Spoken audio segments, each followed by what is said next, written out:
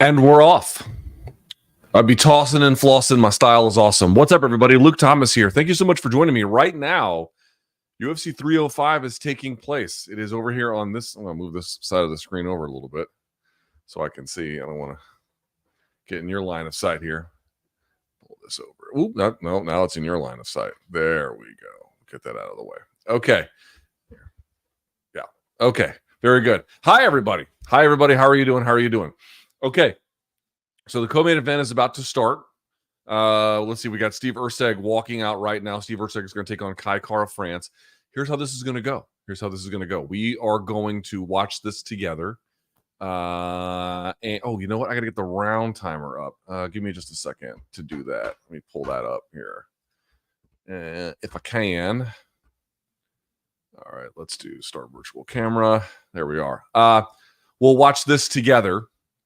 And then we'll have the post-fight show. Now, I do have to have a short hit on CBS Sports between the end of the main event and the beginning of the post-fight show. I can promise you it is, I have with great certainty, I can tell you that is the last time that this will happen, but I do have to do it. I'll make it very, very quick. I'll leave the stream up, but we'll watch the co-main. We'll watch the main together. I'll do a brief hit on CBS Sports, and then we'll come back and do the entire post-fight show. Yeah? Should be a fun time. All right, let me change the settings on my camera. Let's see. There we are. It's going to flash, and then we should be good. Okay, very good. Yep. Okay. This will be fun. Oh, you know what? Did I get the 5-minute round timer? I don't know if I did. That's a dagger. I got the 3-minute one. Shit. All right, well, it is what it is. We'll watch this together. We'll have a good time. It'll be fun. Thank you guys so much for joining me. I greatly appreciate it. Thumbs up on the stream if you're just joining us. Hey, subscribe. It's free. It doesn't cost you nothing. All right, here comes KKF-Erceg. Boy, by the way, we'll talk about this later. How about that Dan Hooker fight with Mateusz Gamrot? I mean, that was 2 thumbs up from this guy. Absolutely fantastic.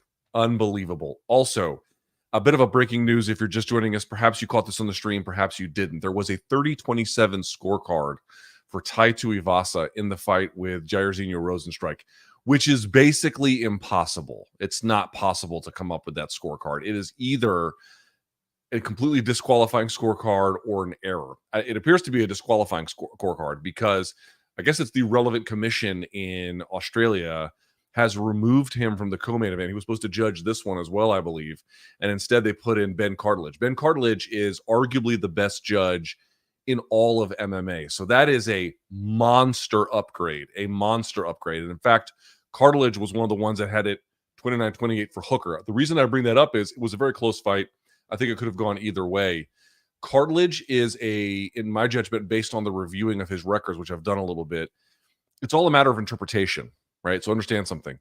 He is going to be the kind of guy that is going to value striking much more than if your grappling doesn't appreciably lead to much, he's going to favor any kind of striking that might have happened else in that round more than some other judges who might still value some of the control or at least the control time that might come. Now, you might say, well, that's what you want. Or you might even say, that's not what I don't want. It really is, again, it's going to be a function of like interpretation and preference.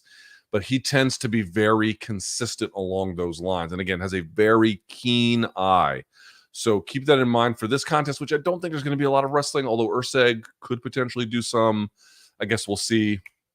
But you get the idea. All right? All right. Hey, thanks for joining me. Pretty decent card, I think, all the way, all things being what they are. I know CJI is going on as well. I'll have a bit of a wrap-up for that later. I don't know if it'll be on today. Yeah, we won't do that today. But, yeah, I got my vape, right? Kind of vaping again, which is a white trash thing to do, but that's literally what I am. So this will be fun.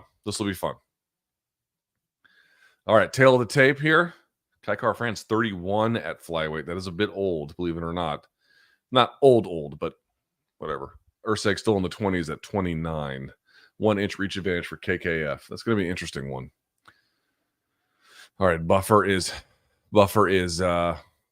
introducing them. If you want to get in questions, you can do that into the super chat. We'll throw them up, or it'll be a fun time. Or you can just wait until we get to the post-fight show, and then you can put them up there.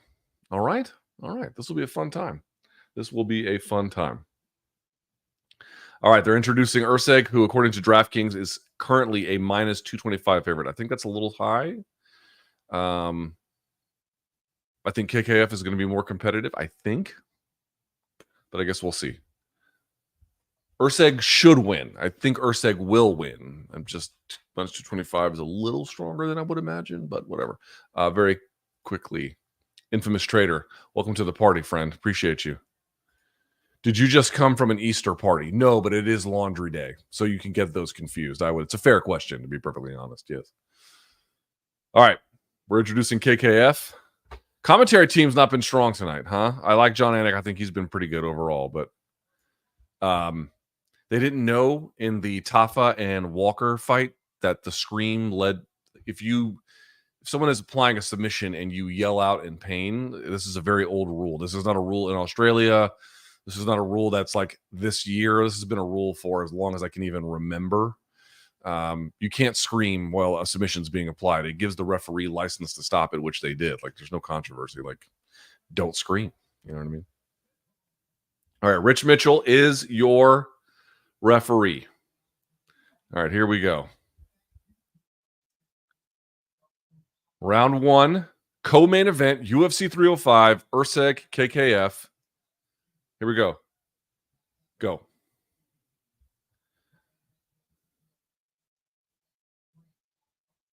Damn, Erceg looks huge. Look at the size of his frame. He's not just taller, he just looks in every dimension a little bit bigger. All right, so heavy circling to the outside by KKF early on. That makes sense to move away from the right hand. Doesn't want to stand in front of him. And staying at kicking range. That's Ben Cartilage right there in the blue jacket with the black tie. That's him. If you're looking to see like which judge is Ben Cartilage, that's him.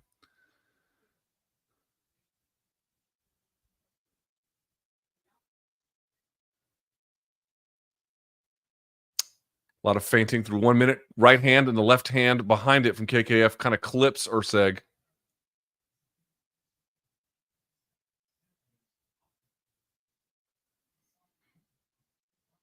Ooh. Erceg level changing.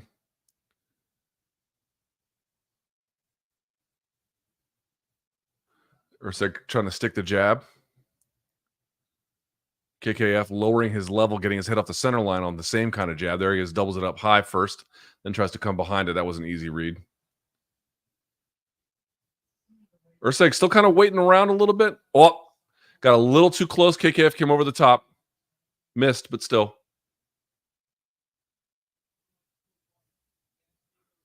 Yeah. Okay, now KKF going left and right, staying on his bike because he doesn't want to obviously stand in front of a guy who can box. Trying to back him off here. Erceg's going to have to corral that movement behind the jab. So far, KKF just much more active in general. Also, an Aussie versus Kiwi rivalry. I'm always down for those. Okay, so the judge with the kick over the top, the kick advertisement, the judge in that frame, that's Ben Cartilage.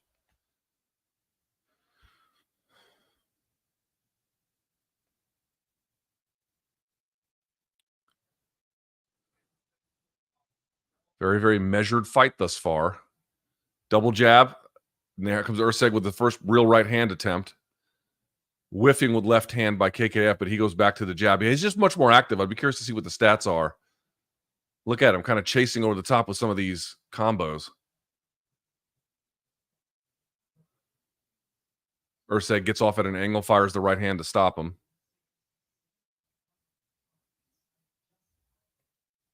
Jab starting to cook a little bit for Erceg. We're at 206, 205, 204.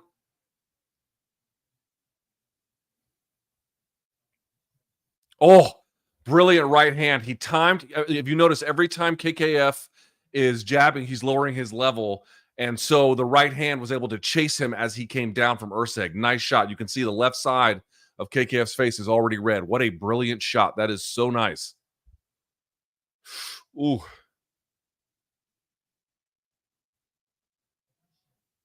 Yeah, that you heard Dominic Cruz say it, the pressure. That pressure from Erceg is fantastic right now.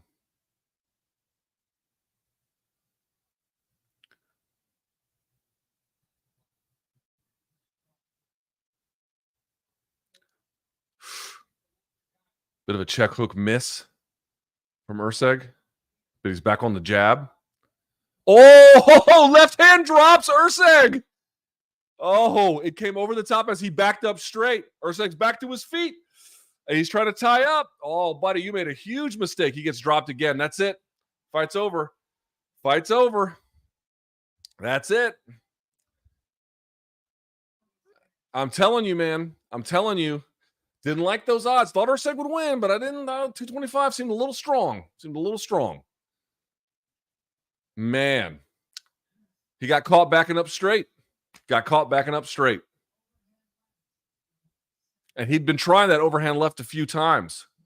Let's see the replay on this. Yeah, Erceg's going to want to. He's going to be kicking himself for that. Was an avoidable one. What a win. Okay, so you had Hooker win. KKF now wins. Let's see what happens in the main event. I don't know. All right, let's take a look at the replay here. Jab, double jab over the top of the right hand, clipped it. The left hand king kind of came around rather than sort of like a strict overhand. Kind of came up almost like a shovel a little bit. Oh, what a fantastic shot. Controlling of the head. Double jab, hand traps, right hand clips. Boom, backs up straight, left hook. Boom, got him going. Backed up straight. Easy to diagnose. Boom, and the right hand sits him down. Fantastic job. He was more active. He was hunting. He was getting pushed back a little bit off that jab. Stayed. I'm sure this was part of the game plan. They must have seen that he backed up this way, and they got him. Great job from KKF-Erceg. I had seen some people calling him cringe because he does like Maori celebrations, like the thing, and I don't get it either. Like, it's not part of my culture, but like, what is cringe about that? Like, Maori culture is like tailor-made for MMA fandom. It should be anyway. It doesn't matter, but it was fucking weird. Anyway, all right, there we have it. Man, unbelievable. What's the timing on that?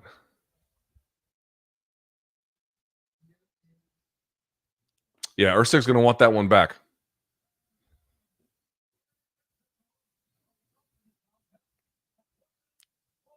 Four minutes and 4 seconds. TKO, round one. KKF-Erceg. Well done. Well done. Let's see what he has to say. All right, DC's talking to him.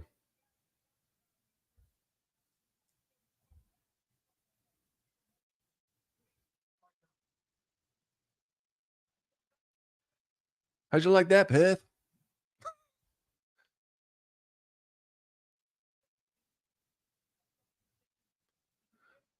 All right, hats off to Steve. Calls him a gentleman. He's the man. Yeah, it's pretty hard to dislike Steve Erceg. It's pretty hard.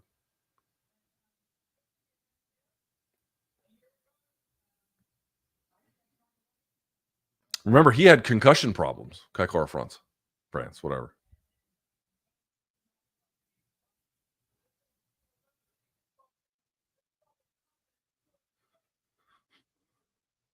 All right, so this is what we love. This is what we do best. Great to be back.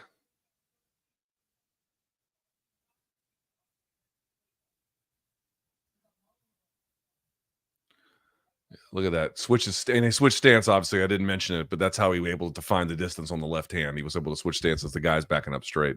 Hand trap over the top of the right, switch stance, and then come up with the left as you stand up. Yeah, that's a sick shot.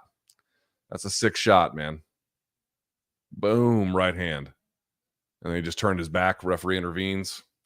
Maybe a bit of an early stoppage, maybe, but not a great job by Steve Erceg.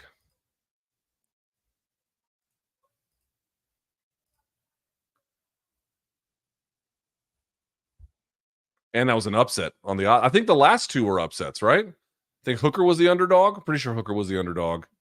And I didn't think he was going to get it done. And then this one is not surprising because I thought it was really going to be close. So I thought like KKF-Erceg would be winnable.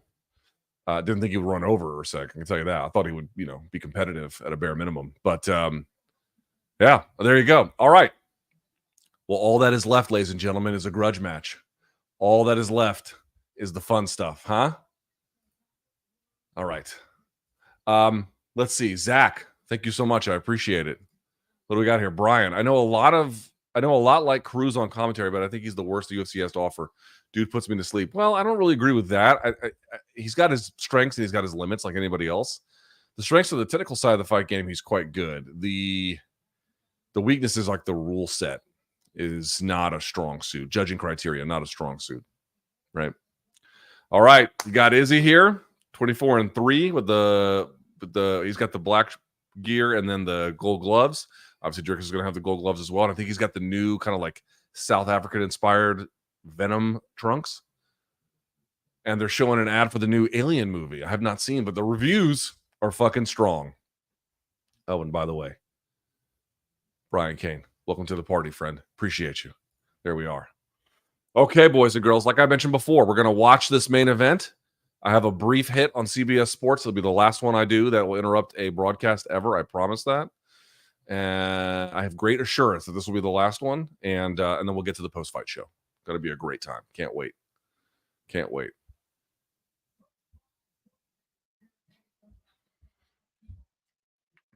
Showed an ad for the Sphere. I was telling people about the Sphere show that I went to. Dude, the Sphere is so cool that if you're ever in Vegas, I don't even care who's playing there. Just go. Just go. Like Grateful Dead could not be music I dislike more. It's like my least favorite kind of music, frankly, imaginable. And that show was like life changing. I mean, if it's the worst music for you, and you end up leaving with this like experience that like you cannot imagine having not seen that, tells you a lot about the venue.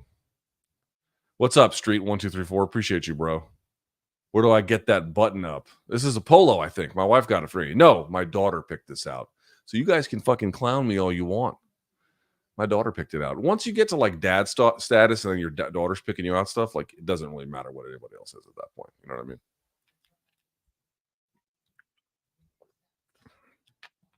All right. Here comes the sizzle reel for the main event, boys and girls. GJ Brass says, first fight of the night, Cruz was adamant that a fighter was not asleep as the winner let go of the choke and left the corpse behind. That stuff can be a little bit harder to judge, but yes, I agree. He jumped the gun on that one and there's been some issues. Yes, I agree. I wouldn't really deny that. All right. Who's taking Izzy? Who's taking Dricus? Me? People have been asking me all day on text and everything else, and I've been like, honestly, to me, and I could not be more serious. The problem for me is I have been right about Izzy many times. Not very hard to do that, but I have. But I've been so wrong about Dricus so many times. Could it be one of these scenarios? Everyone's like, "Oh, Izzy feasts on guys who are kind of big and strong and sloppy." Could it be? Yeah, it could be. That's certainly that's something that's on the table. But I feel like equating Dricus to Paulo Costa. I don't buy it. To me, it's a coin flip. If I was forced to pick one, obviously I'm going to probably lean Izzy. But if Dricus goes in, I'm being dead serious. If Dricus goes in there and dominates him, I would not be surprised. Like very little, unless one guy looks like absolute trash, I would not be surprised by any outcome here. I cannot be more like sincere about that. I think if you've ever been wrong about a fighter before, you have to have great humility about your prognostication abilities related to them. And Dricus has shut up a lot of people by overperforming expectations. That's important. But at the same time, Izzy is one of the best. No matter what happens tonight, he's the second best middleweight to ever do it. Doesn't change if he wins. Actually, it kind of just keeps him there. But it doesn't change if he loses either. So there we are. Did you see the Carlos Prates fight? Pretty sweet. A fucking super sweet fight. We'll talk about that on the post-fight show for sure. But yes, Carlos Prates, hey, he doesn't vape, but my man with the cigarettes out there. A lot of the Thai fighters do that. I read a couple books about like Muay Thai. I mean, I don't know. I've never been to Thailand, but they all kind of discuss how some of these like grizzled coaches and even some of the fighters will smoke pretty regularly. Here, DC's take that Contender Series should count as UFC fights. Well, they go on your record, but they don't obviously go as like a UFC official bout. Yeah.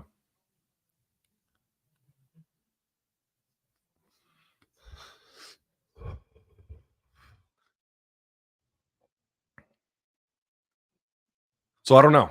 I don't know how I feel about this one. I honestly think it's a coin flip. I really do. I just have a hard time pinpointing a winner here.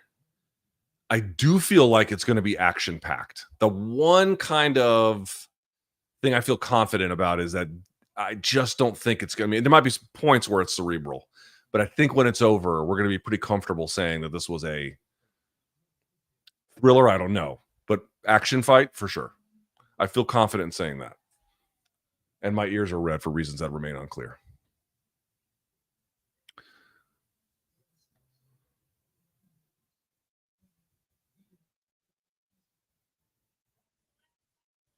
Yeah, he's talking about going in there making it look easy. That would be impressive if Izzy did that. I think also wrestling might be a component here as well. So it'll be interesting to see how much Izzy overcommits and how much that forces a clinch, and then what Dricus does with that, because he can just sag his weight and then roll you through, you know. All right, here come the entrances. Here comes Izzy.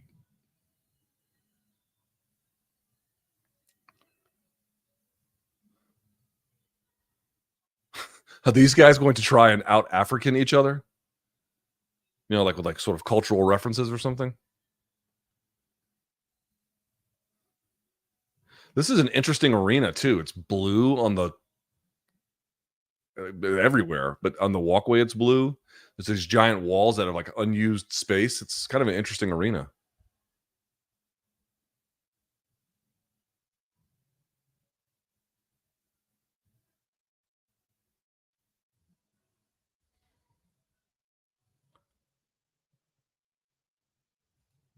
Can we officially call the Fight Nerds top tier? Yeah.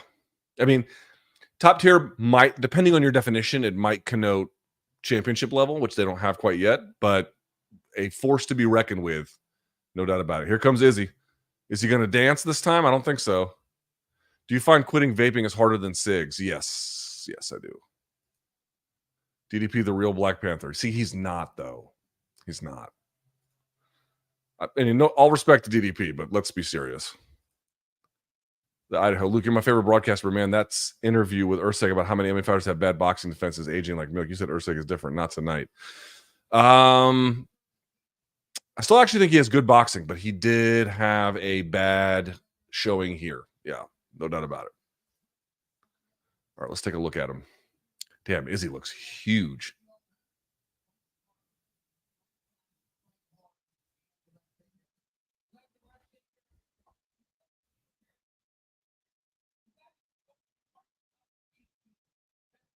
All right. He's in the Ladbrokes prep point.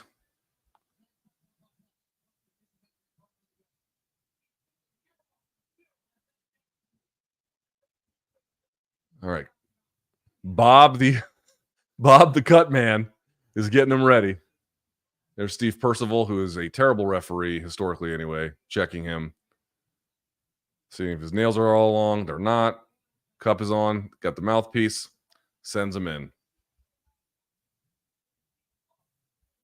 Izzy is in the cage. Man, this one is going to be crazy. I got a feeling this one's going to be crazy. I got a feeling.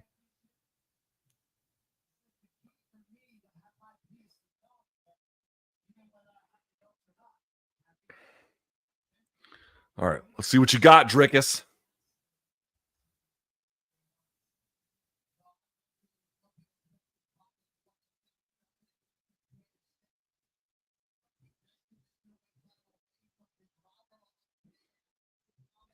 Let's see what you got. All right, Mark Goddard is your referee. How do we feel about that? I feel pretty good about that. I know some people have some feelings about that. I'm okay with it.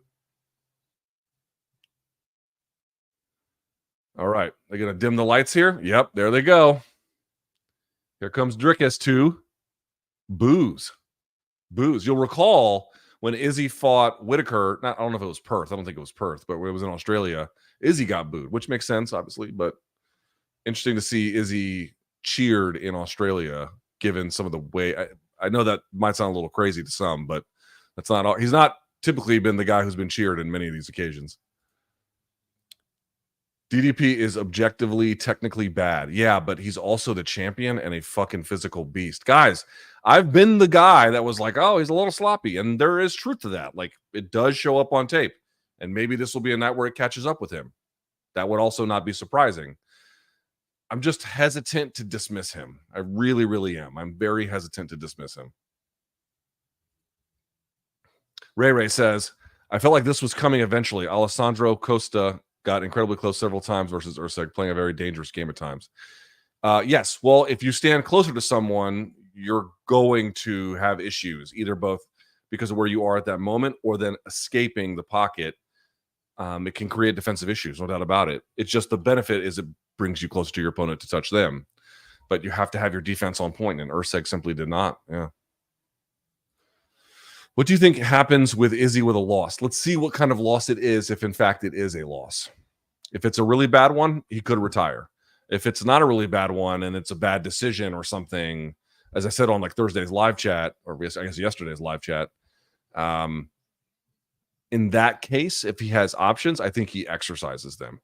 But if the options are limited from this, then I don't think he does. All right. Or, certainly changes the equation a little bit. DDP is the best of the Dutch, the Brits, and the Africans. Well, I mean, Africa is a very diverse continent, so it's a little bit of a weird thing to say, but I know what you mean. There's his manager, Danny Rube. Here comes Dricus, looks pumped.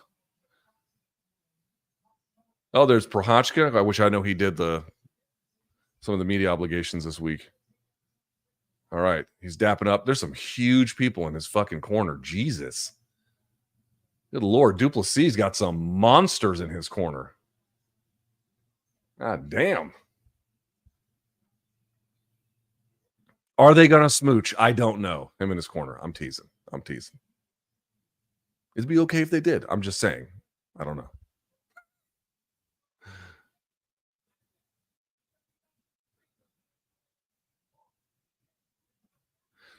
Cornerman pulling his pants off is a little much, but hey, different strokes, different folks. Damn, he is built like a fucking Greek statue too. This fight's going to bang, boys. This fight is going to bang.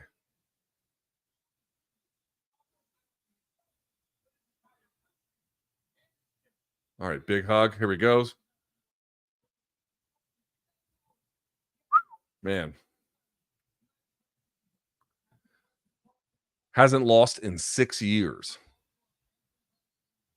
Jesus. Tank of a human, man. Tank of a human.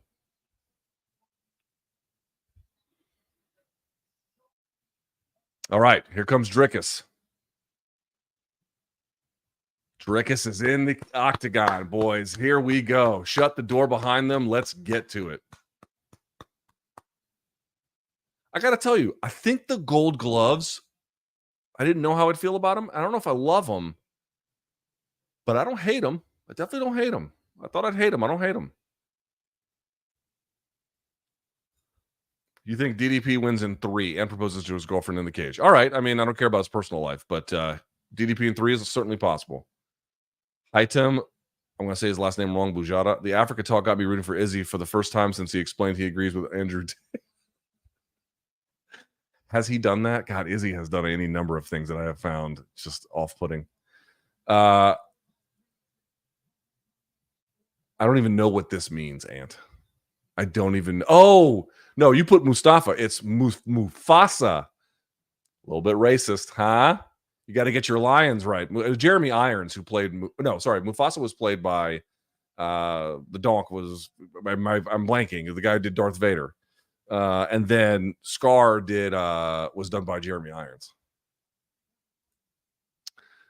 That is Sia Kolisi and Ibn Etzebeth in his corner, South African national team rugby players. Okay, that makes sense. Yeah, the Springboks. You got some Springbok players there. Yeah, those motherfuckers are huge. You ever seen if you're European or whatever, like this is not to you, but for an American watching this, have you ever seen pro rugby players in person? Dude, it's like watching refrigerators run like a 4.440. It's mind-blowing. I saw the All Blacks play the Eagles, which is the U.S. rugby team. here at FedEx, and it was the full All Blacks team. It was like the first time they've been here since like the 1940s, and they played the American team. They beat the fucking shit out of them. They hung 50 points on them before halftime. Like, it was a massacre. And then to watch these dudes play, it was shocking. Matt, I'm starting to get if you know, are you burning tiki torches in Charlottesville? Like, cool it, guy. Cool it. All right. Buffer's introducing him.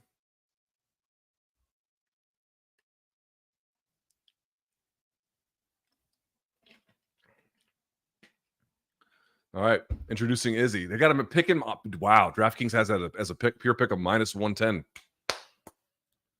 So what is Dricus? Another 110, 115, 120, something like that? Let's see.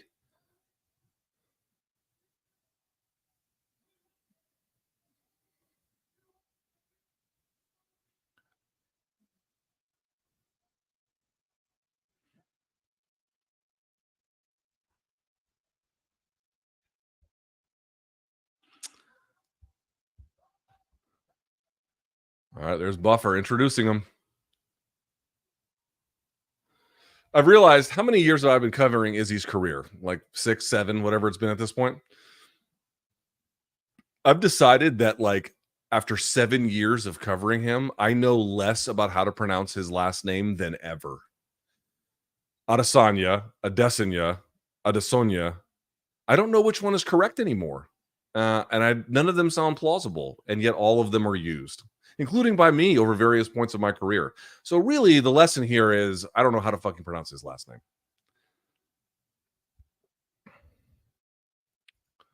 Luquito, watching this on my break at a night shift at work in the UK. It's 5:30 a.m. Loving the company. Will you have a timer? Unfortunately, boys and girls, I will not have a timer. I will do my best to indicate when the round is started, and I'll give you an update at the 2:30 mark or however long it goes. Okay? I apologize. All right, they're facing off. Do they touch gloves? They do. Surprisingly, they touch gloves. Here we go. I have no idea what's going to fucking happen, except I think action. Here we go.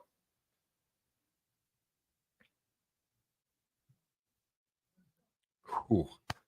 Heart is going, boys and girls. Here we go. How are these fucking guys so calm?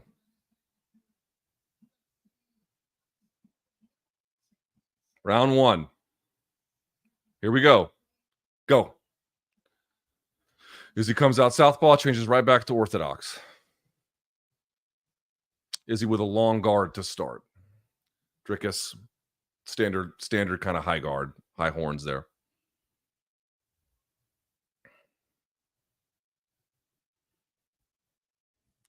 So I would not be surprised if this round is not super action-packed, and maybe even the next one. But I think should it go to the third and continue on from there, I think it picks up.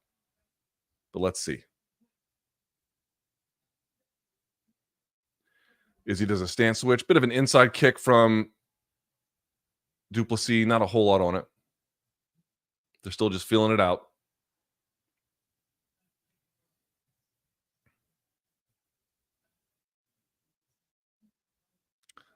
So Ben Cartilage is there. Yep, blitz overhand left from du Plessis, misses.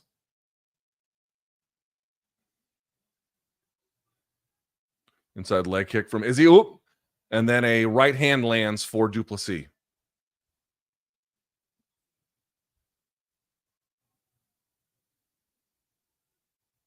Izzy heavy on the feints, as you would imagine. Du Plessis kind of reacting a little bit.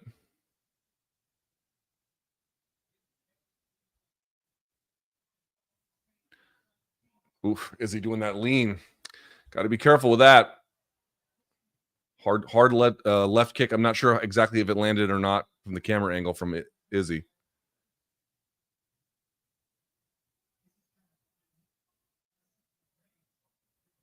Du Plessis tries to catch him with a kick coming in, but Izzy had the high guard. Izzy with like a low hanging guard. Unlike Erceg, gets off at an angle or escapes at an angle. 3 minutes left, round 1.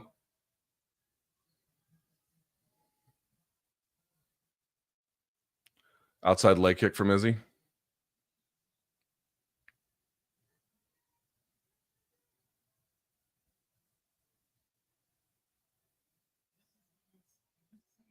Man, both guys doing a ton of stance switching.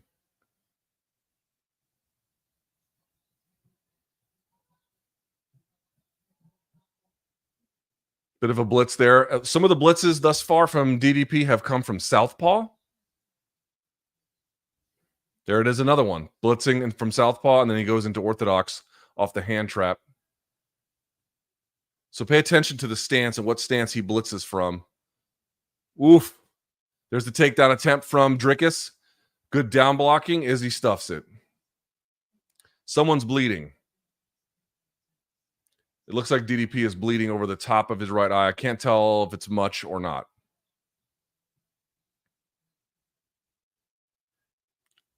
Izzy doing a lot of hand control at a distance and then using that to help him create space to prevent takedown or further blitzing or body kick from the champ, or former champ. Good left hand lands for DDP as he charges in. Now we're warming up. 135 left in round number 1. Leg kick from the champ, DDP.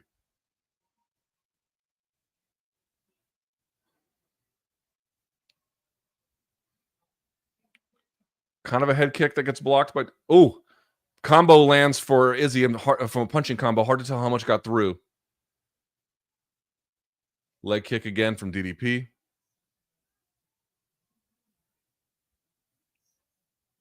Competitive round, man. Right hand lands for DDP off a blitz. The blitz got through.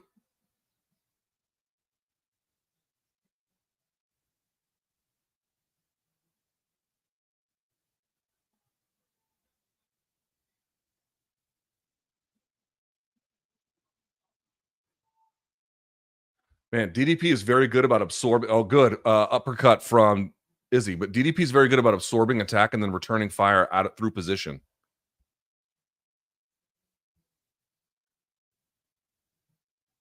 Another leg kick for DDP, and then comes over with the right.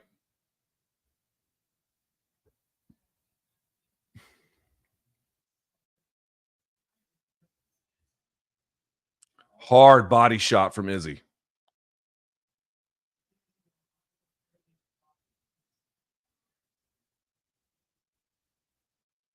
Oof.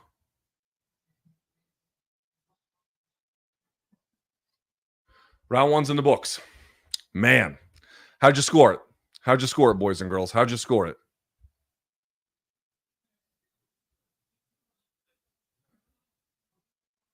That was great.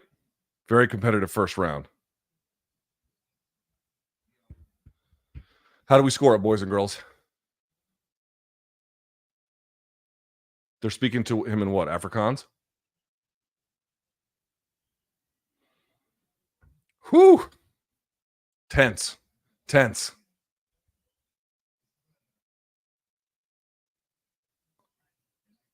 So there's a slight cut. It is hardly anything. On the bridge of the nose? Yeah, on the bridge of the nose of DDP. It is exceedingly minor, but it's there.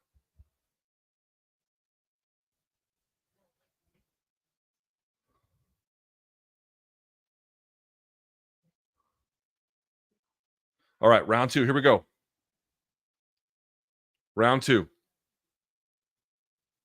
Yeah, this ain't Paulo Costa, guys. For the guys being like, oh, this is going to run him over. This ain't Paulo Costa. Go. Round 2. Here we go. No touch of gloves, even though Du Plessis came out with the touch of glove sign. Inside leg kick from Izzy. And now they look like they're much more ready to throw.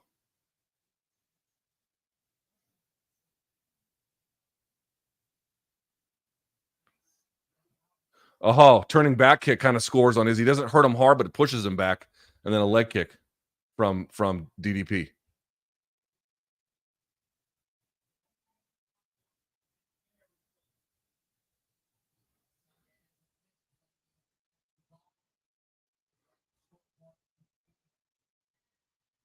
Leg kick from Izzy. Not sure how much got through. Oh, and he runs right into a takedown, Izzy. But he gets up. Let's see. Wow. He's able to post, dogfight. He's still posting. Let's see if he turns his back. It's probably smart because DDP is probably not much of a submission threat from the back, but I guess we'll see. Izzy is trying to walk to the cage. He does. DDP tries to take the back.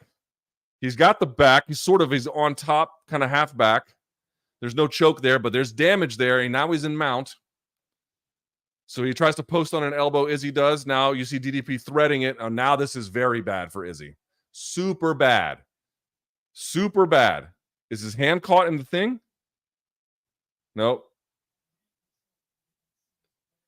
Man, he's getting mugged. Izzy's getting mugged. But he gets out. He gets out. Incredible, man. Incredible. And they're back at it. They're swinging. They're swinging.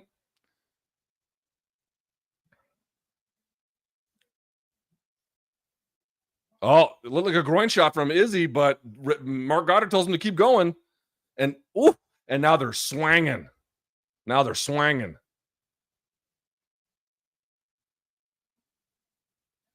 Kind of like a Dricus looks a little bit weathered. I mean, it could be just BS. It's hard to know. He had Izzy in all kinds of problems. Izzy just standing in front of him, man. Oh, and he drops him, or did he drop for a takedown? I couldn't tell. So Du Plessis is now back on him. He's got the leg wrapped. Izzy grabbing the fence? Let go of the fence. There you go. So let's see what happens here. I couldn't tell if he got hit and then dove, or if he dove and it looked like he got hit. A little hard to tell. So Izzy has, if you look right now, he's got the right leg up. It'd have to be switched a little bit. Has to be the left leg up, and now you can see he's got it. Okay. It turns back in. He's going to get the elbow passed just like that, down block, and then he should be able to stop this takedown. Let's see. This is typically where Izzy has good takedown defense. It's a little bit dodgier in the middle. Let's see. Man, DDP is a fucking tank, bro. Look at him cycling through.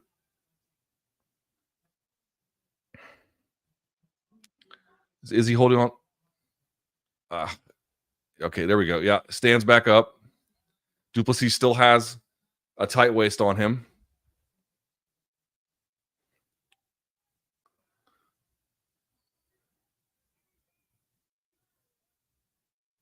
So you can see Izzy doing this bit where he puts the forehead into the fence that allows him to turn. Like, okay, there you go.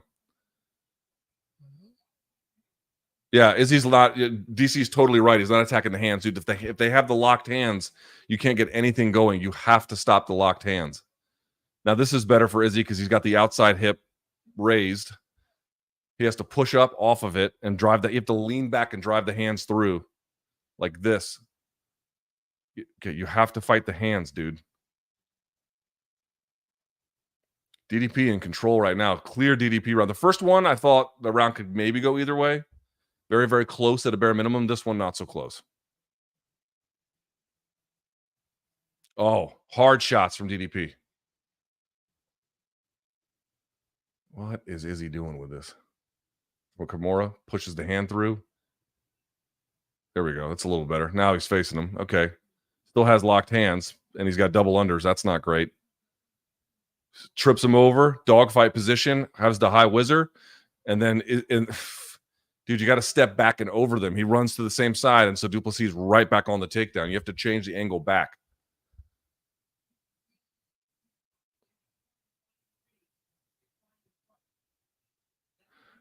Guys, I'm like I have been an Izzy supporter all this time, but commentary booth sounds a little bit biased for Izzy, if I could be honest. All right, clear DDP round.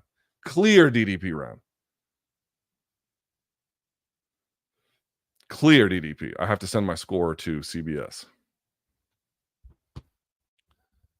So it's either 2-0 DDP or 1-1 at, well, it depends on your position. It's either 1-1 or 2-2 or 2-0. I think it's likelier to be 2-0 DDP, but one never knows. One never knows. Okay. Okay, this one's funny. that one's good. I agree. That's a good joke. That's good.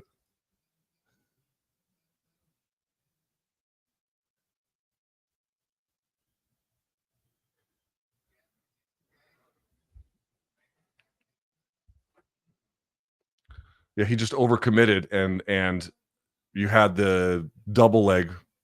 Man, Dricus attacking the choke.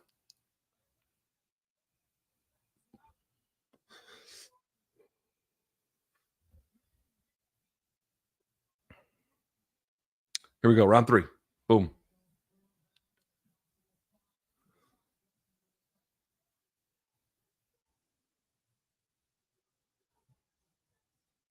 Yeah, body shot from Izzy. Wasn't a whole lot on it.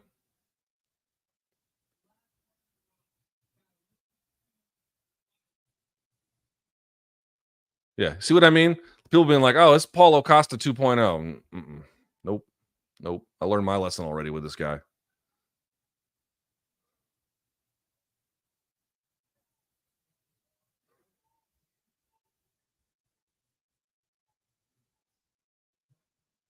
I mean, you could definitely say Izzy looks better than he did against Strickland. That's for sure. Bit of a jab lands for Izzy. Izzy pulling his punches a lot. Hard body shot from Izzy that time. Here comes a blitzing and wobbly, not from the punch, just from his motion, DDP. Right hand from DDP scores.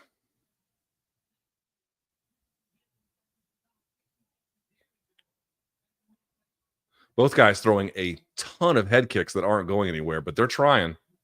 Both of them.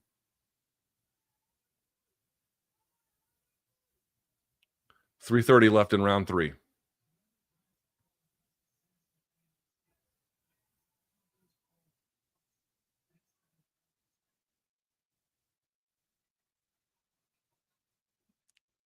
Hard leg kick is DDP just missed with an overhand left. Long guard from Izzy, then stab to the body. Yeah, they're trying to get him to lower his hands, as you heard the commentary. Yep, stab to the body. No, 2 more stabs to the body. Those are good shots from Izzy. Here comes the jab.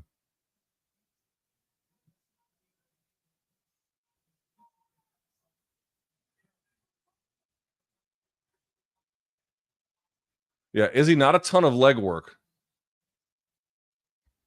Ooh, big right from DDP, just misses. Leg kick from DDP. Boy, they're kind of exchanging in the middle.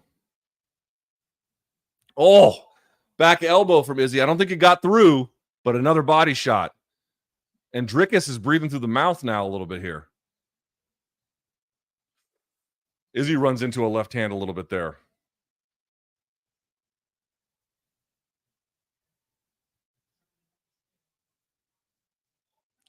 Oh, right hand from DDP scores. Both guys are tagging each other. 2 minutes left in the round. Out, DDP lands with an overhand right in a blitz. High C misses from DDP. Oof. Izzy misses on an uppercut. Right hand lands.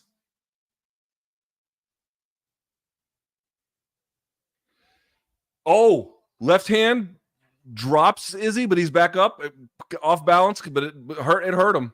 It hurt him. Man, they're just throwing now. They're just throwing. Oh, huge uppercut from Izzy misses. Because you're starting to see a little bit of Dricus hunch over, but it's not enough for this to really score. Jab, elbow from Izzy doesn't really get through. Right hand from Izzy does, but Dricus just eats it. 1 minute left in round 3. Leg kick from DDP. Oh, that uppercut landed for Izzy. But DDP just fucking eats it, man.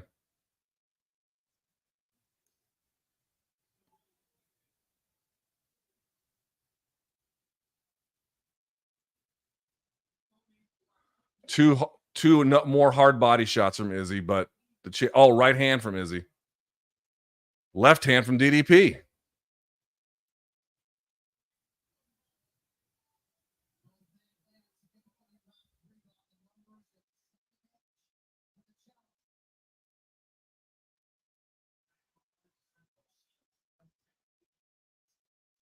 Man, Izzy still breathing through his nose. That's pretty remarkable. But DDP looks like he's calmed down.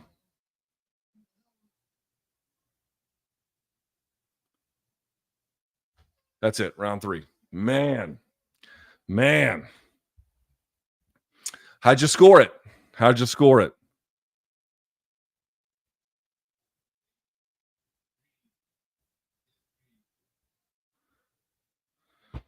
I think that is likely to be an Izzy round. So it's either, I think it is. I think here's what I think are the likeliest scores. I don't think 3-0 DDP is the likeliest. I think 2-1 DDP is the likeliest. Then 2-1 Izzy, and then 3-0 DDP. That's the likeliest in my judgment. But you might have a different scorecard. We shall see. I'll say Izzy looks to be in phenomenal shape. No doubt about that.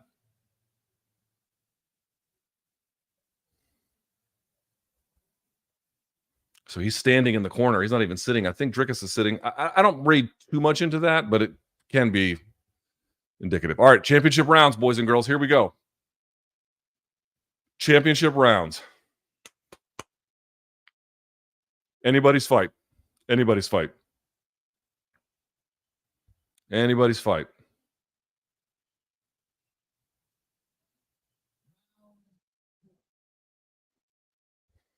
All right, round 4 started. 456, 455, 454.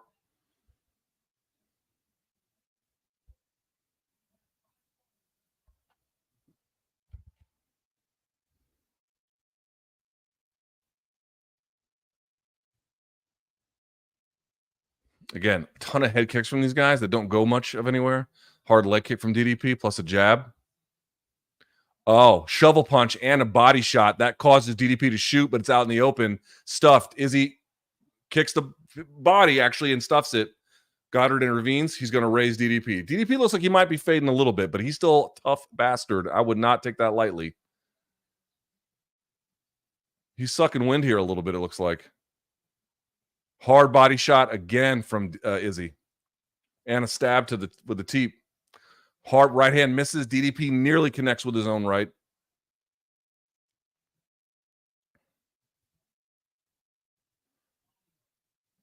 Yeah, Izzy's body work it looks like it might be having an effect. Might be. Let's see. Blocked body kick, I think. Oh, the uppercut is landing again from Izzy. But DDP just takes it. DDP's punches look like they definitely carry more weight. I mean, Izzy is landing for sure, and they matter for sure, but power for power, and this is no surprise, but you can definitely see it.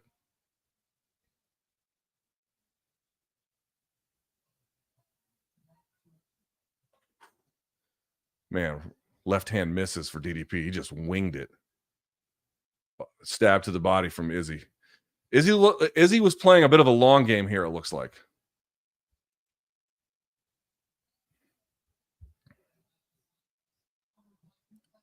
Uppercut misses from Izzy. We're at 3 minutes left. He tried to grab the head, Izzy did, for a clinch, and DDP peeled out. Body kick from DDP. That's nice.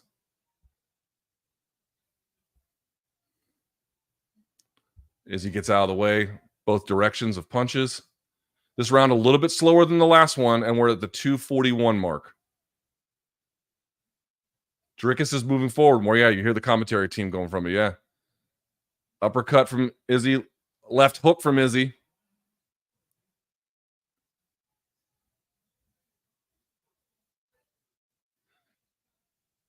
Oh, he's going back to the well a lot with that uppercut. Misses, and the teep missed as well from Izzy. Lunging shot. 2 body shots from Izzy. Only one of them got through.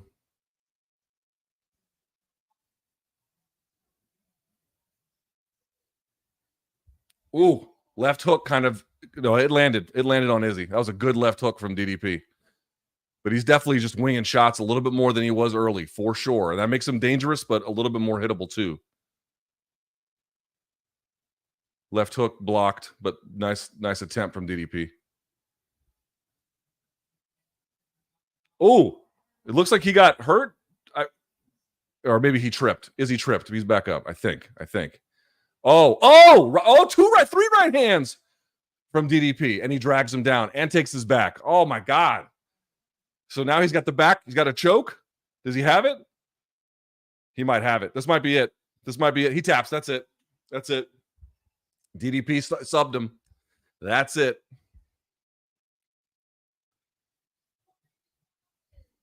That's it. That's what I'm telling you. Wasn't Paulo Costa, man. Wasn't Paulo Costa. Izzy was doing well on the feet. Did not matter. Telling you, man. That dude is a tank. Fair and square. Beat him fair and square. Dude had 11 months to get ready for this one. Got to give it to Dricus, dude. He is a beast. He is a beast. No doubt about it. No doubt about it. Yeah, dude. Dricus du Plessis beat Robert Whittaker, finished him, beat Sean Strickland, tough fight. And then in this one, may have been winning, could have been, was very competitive. And then ultimately subs him out from the back. And I would say Izzy's kind of long-term defensive issues, the chickens came home to roost in this one, essentially. All right, let's take a look at this. So what happens here? Izzy is at southpaw. He gets hit all with a big left hand. Yep, that cracked him. So Izzy fades. The left hand misses from DDP. And then what happens here? Oh, jab, jab. Right. Oh, and then he got him with the two left hand, third left hand, sagged him down, which we called on MK, went right to the back. I said he wasn't going to be much of a submission threat. That's wrong. Boom. And then he locks in the choke. He's fighting the hands, but he's got the gable grip. Yeah, it's too late. He taps. That's it. Fucking dude, DDP, he sometimes his knees get knocked together. Sometimes things don't go right. That dude is a fucking beast. Beast. Man. And he was stretching him out too. Look how Izzy was bowed out. Look at him bowed out.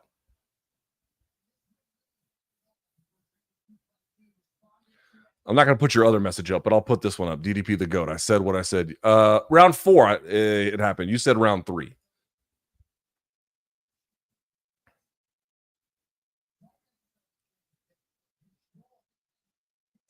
Dricus not to be fucked with, man. Could not be surprised by this. Could not be.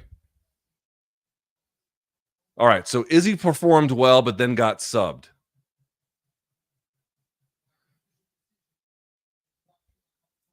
Here we go. Don't go anywhere, folks. There's a post-fight show coming up next. Stick around.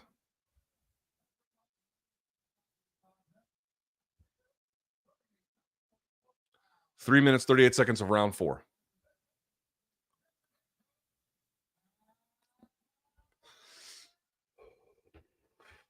And Sean Shelby wraps it around the waist of Dricus.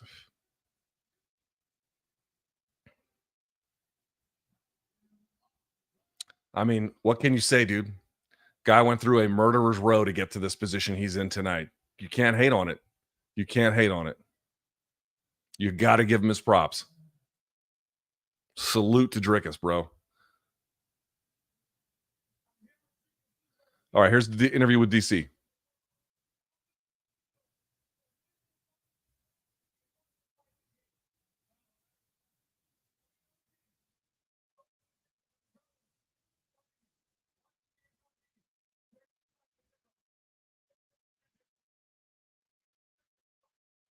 Said he needed the takedown, but he got the takedown.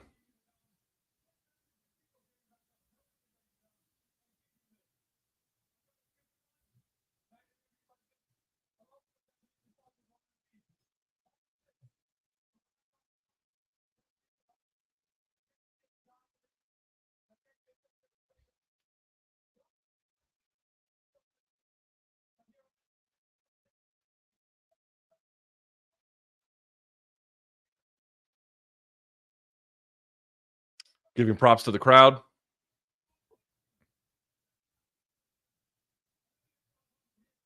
And I think he's speaking Afrikaans there.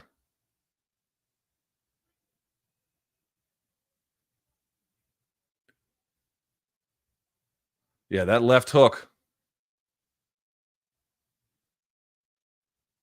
Just a weird lapse in judgment from Izzy. Boom, boom, boom. Gets another one. Tight waist, sags him, goes to a knee, tries to go to the fence, but he was just the springing into offense that Dricus is so good for. Rolls him off of his base, BJ Penn style, gable grip.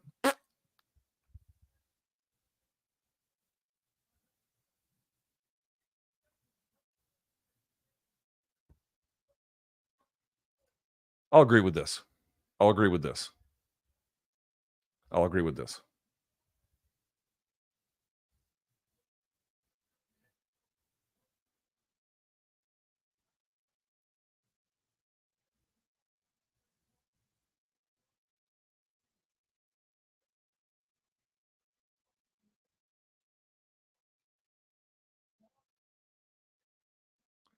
DDP sort of noting over and over how hard it is to keep Izzy down. He's very good at getting back up.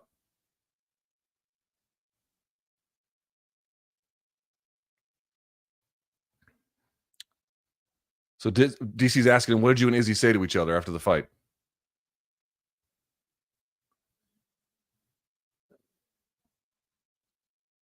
And he calls Izzy a legend.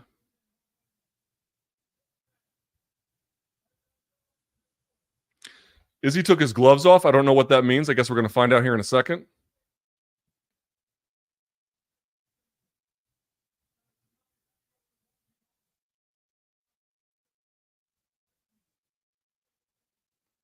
And he said it was an honor he said Africa was the winner tonight, and it was an honor to share a cage with him.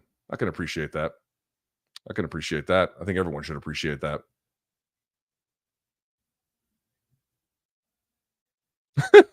Says, I do not want to be kicked by that man again. Oh, yeah. All right. We're talking about who's next. Let's see.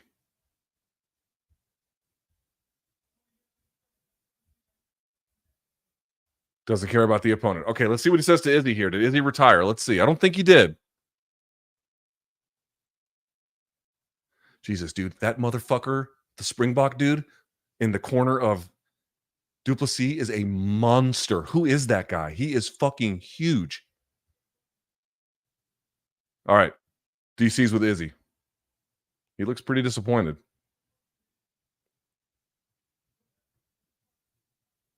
Anything surprise you?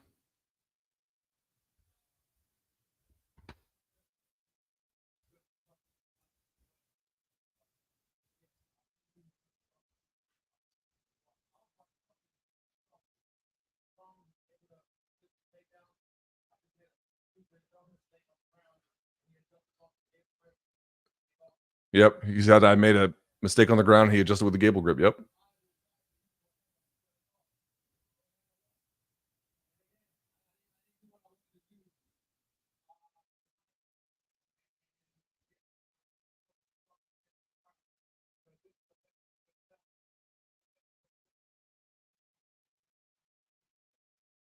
Says DDP was the better man on the night. I'll give him respect for that, he says.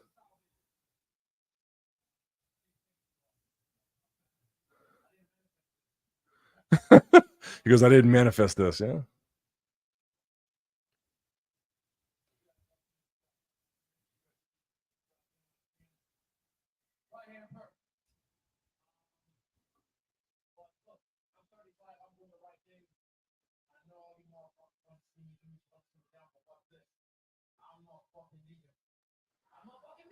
So he does the Wolf of Wall Street bit and says, I'm not effing leaving. And then he and DDP embrace. All right. Story of the fight. Very simply, very competitive on the feet. I think there was a slight edge building with Izzy over time, but the ground was a consistent threat from Du Plessis, even at times when it got a little awkward. But the ability to just string attacks together, we'll talk about more about this in a minute, really a bit of a difference maker. So here's how this is going to go, folks. Here's how this is going to go. The post-fight show is going to start in just a few minutes. Thank you for joining me. I greatly appreciate it for everyone who has been here. If you have a question that you want to get answered on the screen on the post-fight show, fire it into the super chat. What I'm going to do right now is I'm going to put the holding screen up. I know some of you are going to leave. Thank you to everyone who hangs around. Thank you to everyone who joins me in just a few minutes. The post-fight show will begin in a few minutes, and we will go for an hour. We'll do results, analysis, your questions, the whole bit, not just this fight, but the co-main, as well as the rest of the main card. Yeah, a lot of fun stuff we have to do. Okay, so let me do this. I'm going to pull this Skype up because I got to go do this hit from CBS Sports. And that will be that. As soon as they call, I'll have to go switch over. But let's see what they say. All right. I think they're going to text me. Here we go. Yep. Ready. Okay. I have just a few minutes. I have to do this for CBS Sports, and I will be back. I will be back because this is obviously going to be great. Post-fight show. UFC 305, the whole bit. We'll get to the entire main card. We'll talk about what's next for both guys, what it might look like, the whole nine. All right? Let's do that now. I got to go. I'm going to answer this, and then I'll be back in just a few minutes, boys and girls. I'll be back in just a few minutes. Don't go anywhere. Right back. Oops.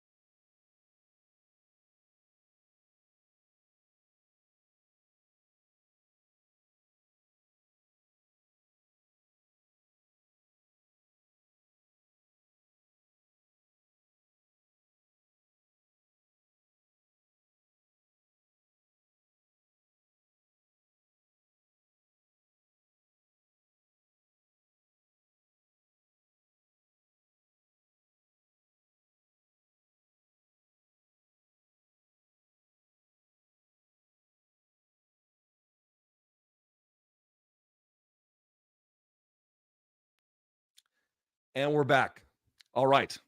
Let's do this. Let's do this, boys and girls. Hello, everyone. Thank you for joining me. My name is Luke Thomas. This is going to be my official UFC 305 post-fight show. I am so glad you are here. Let's get to the point of business, the point of order. Let's do all of this if we can. All right. Thumbs up if you are joining me. I appreciate that. Subscribe if you haven't, of course. And, you can do all kinds of other fun stuff, like you can become a member. You get it. Here's what we're going to do. We're going to do results. We're going to do analysis, and we're going to answer your questions. If you have a question you'd like to ask me and get it on screen, you can go and fire that into the super chat right now. But if you just want to hang out and you don't want to spend any money, just want to hang out for free, that's cool too. I really appreciate you. Also, have to remind everybody, and I'll talk about this a little bit later if I can, but also this, of course, this broadcast is brought to you by Toiletries. You can use the code LT15 for 15% off on everything they make. And this is the beard wash that I use, the Coastal Pine. I love it. By the way, an Australian company. So there you have it. All right, we'll come back to that a little bit later. No other moment to waste. UFC 305 is in the books. Let's talk about it.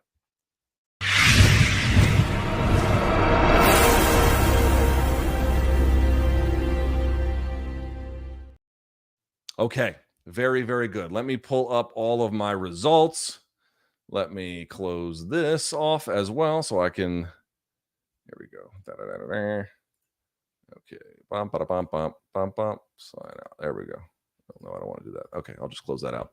Okay, so we're going to close this off, and then I'm going to fire this up onto this side of the screen so I can see. I've got all my stats. Okay, very good. All right, let's do this. So UFC 305, du Plessis versus, again, I've been covering Izzy at this point for, I think, 7-8 years. I don't know how to pronounce his last name anymore. I don't know. I'm going to say Adesanya. I don't know if that's right. I really don't even know anymore. Doesn't matter. This took place in Perth, Western Australia. I actually want to pull up the wiki entry on this, if I may, so we can take a look. Okay, UFC 305 took place at the RAC Arena in Perth, Australia. All right, in your main event, let's get to it. Dricus du Plessis defeats Israel Adesanya, I don't know, via rear naked choke at 3:38 of round number 4. Dricus is simply the better guy. They're just the more well-rounded guy. I was just on CBS Sports, and they asked me to explain, like, what is the secret to DDP's success? Like, why does he continue to do well? And there's any number of answers you could give, right? He's a physical powerhouse. He is very well-rounded. Pick a reason. You could do many of them. But one of the reasons that I gave them is that the guy layers offense behind offense behind offense behind offense. And some of it works. A lot of it doesn't. There were some of the takedowns you saw in the middle of the cage today that weren't that great. He did have some of the takedowns, I think, in round 2. He had a nice, strong opportunity there, got mount briefly, or kind of like three-quarter mount. But the reality is he is always hunting offense. And even if it fails, there's another attempt for something else behind it, and another thing right behind that, and then another thing right behind that. So he lands these 3 left hands. He gets the body lock. And we've talked about this from the Whitaker fight, as well as, to an extent, even the fight with Darren Till, right? Where he gets the headlock, and it's not like he throws the guy completely over, and it's a clean takedown. No. He'll get that tight waist, and then he'll just sag his weight over and then pull them to a knee, pull them to an elbow, whatever he needs to do. And then he's climbing to the next position. And that is exactly what he did. He lands the 3 shots. He goes for the body lock, dips him over to the side. And then as soon as Izzy, showing with complete back exposure, not hustling, not sitting through, not covering, not driving his shoulder to the fence to prevent the back take, he's just there for the taking. DDP sees it and immediately puts the hooks in behind it and then snatches the throat. And BJ Penn was the king of this. A great example of this would be the Joe Stevenson fight, but it's hardly just the Joe Stevenson fight. He would do it all the time. If you fight a guy like with a rear naked choke and they're on their base, there's a chance for them to be able to wrestle, get to their feet, potentially, they're more mobile, and that mobility, especially if they can tripod up, could create problems if there is any kind of looseness to the application of the choke or the application of the position itself. So what does DDP do? Snatches him off of his base.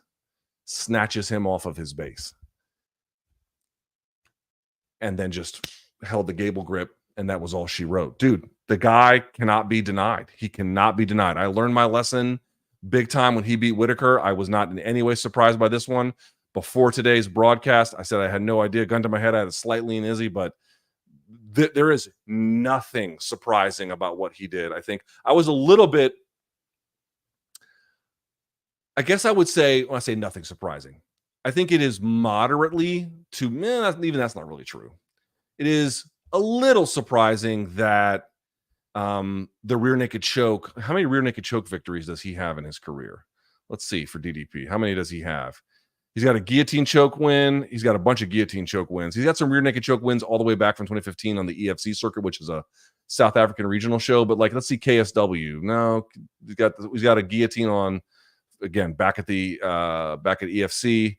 And then these are his wins in UFC: KO decision, a face crank on Darren Till, but Darren Till kind of gave up position. Well, I guess he gave it up pretty easily too. TKO decision, split one against Strickland, and now this one, the face crank. They're calling it a face crank. It's also a rear naked choke, but you can get your face cranked and it can be a rear naked choke at the same time, depending on how it's applied.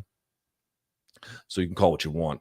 The reality is, I think most people associate his game with being a little bit more striking, ground and pound forward, but certainly the wrestling, no surprise. The advantage in the grappling, no surprise. That's not a surprise. And then again, if you just sort of really reflect on what DDP shows you over time, and this is true in the striking, it's true in the grappling, it's true all the time. Dude, the guy never, it's not like he's always moving, but he's never settling for just enough. He's never settling for, this is okay, I can hold out here, unless it's like a really bad position. But if he's got advantageous positions or something is going right, it's building and building and building. If he's trying to find an opening, he's just throwing and throwing. It's sometimes recklessly. And people keep thinking he's going to get caught for that, but he wears damage well. He is hard to hurt, and he is constantly finding. So I guess everybody like a little tiny bit of a surprise that it was a submission from the back. But given the way he applied it, that should not be really surprising at this point either. If you're good enough to drag a guy down by sagging his weight over to a knee, and then they are undisciplined with their defensive priorities, and you hop on the back and then you sink in the choke, dude, that's high-level shit. High-level shit. You can like that fact or you can hate that fact, but it is a fact. It's a fact. It's a fact. I want to fix something here very quickly if I can, so this doesn't tweak as much. I think this is right. Yeah, there we go. Very good. Okay, let me turn this off so we can, there we go. Okay. So that's that. So that was how he actually got it. But that's not really the story of the fight itself, is it? The story of the fight itself is not just that happened, but that, I thought DDP was a big goofball heading into the Whitaker fight, and that was a huge wake-up call. But I think if you just look at now, wherever you stood on DDP, and a lot of you probably like him by now, but there have been some people who have been thinking, again, there were people telling me like, oh, this is like, he's tailor-made to beat guys like this. Dude, this guy is a physical bruiser in the same kind of way that some of the other physical bruisers that Izzy fought. But what makes him very different is how much different gears he has to go to, and his unrelenting commitment to keep trying them and then string them all together. And in particular, the other thing I think you have to really kind of focus on here on the Izzy side of the equation is, there's like, what are some of the differences between Izzy and between Anderson Silva, like in terms of their games? And one of the big differences between them is the submission ability. Like Anderson Silva has many submissions in the course of his career. I have to look them up, but like the Chael Sonnen one is not the only one. And at a bare minimum, there's been times he's threatened them. He's threatened them as well. Or even in the Travis Lutter fight, he didn't get it from the submission, I don't think, but it was the elbows, but it was from guard. And Lutter was, of course, drained. But this is what I'm talking about. He has this other gear. Izzy has kind of always been, I have to win on the feet. Certainly at the championship level, I have to win on the feet. Otherwise, yeah, there might be ground and pound, like in the case of him beating Whitaker or something. But if there is no subsequent, like if the striking is denied, do you really believe that Izzy is a submission threat in order to win? I don't know there's a lot of evidence for that claim. Again, at the championship level, I don't know if there's any evidence for that claim. He's always been kind of like a deny, reverse get out, which he got some of today. Actually, some of that went quite well. It's not like he's bad at that, but it's a almost universally defensive placement for him. There's like not much real offense from there. Again, you can reverse and then he's pounding on DDP for a little bit, but DDP at that point is scrambling, so you're not getting a whole lot. It was physical opportunism, just absolutely finding a way. And dude, this is what great fighters do, man. We talk about it all the freaking time on this channel. Great fighters make other fighters make mistakes. And he sagged him. And you could say, well, did he make him make the mistake where to not have the defensive awareness? I don't know. But the fact that he pounded on him, dragged him, and there was this momentary lapse, like, yeah, I kind of do feel like you should credit DDP with that. Put him in a position where he wasn't able to instinctively go to his defensive system. It wasn't able to instinctively go to his defensive positions and rehearsals that he had done for these. And DDP was able to act on instinct and then snatch the throat or the face crank, whatever they're calling it. Dude, that is big boy shit. You just got to give it to him. You just got to give it to him. Like, that's, I don't know what else to say. Like, it is not hard for me to and it should not be hard for anybody to compliment that effort. At times, does it look goofy? Yeah, at times it does. At times, does it fail badly? At times it does. But he is nothing if not perseverant, and he is nothing. And then the fact that he has multiple ways, DDP, to win fights is really what elevated him here. It's what took him to the next level. Could he have won that on the feet? Yes. Yes, he could have.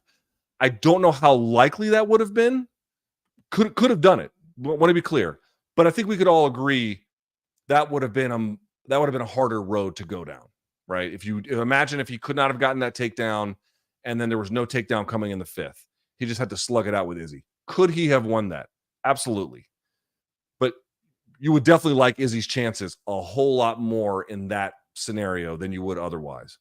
So what does he do? He mixes it up, and he's a fucking physical beast. How many times have you seen him wrap up a guy and then just sag him down to where he's going? And then, by the way, I think he's cleaned up a lot of his grappling. I mean, some of that he had one takedown, and like I think the third that didn't go great. It looks pretty bad. But in general, like now he had that Tozy pass, the Sao Paulo pass he did on Robert Whittaker, and now he had this from the back. Like, dude, he's very well-rounded. And he has a physical style at all times. As I mentioned, offense behind offense behind offense.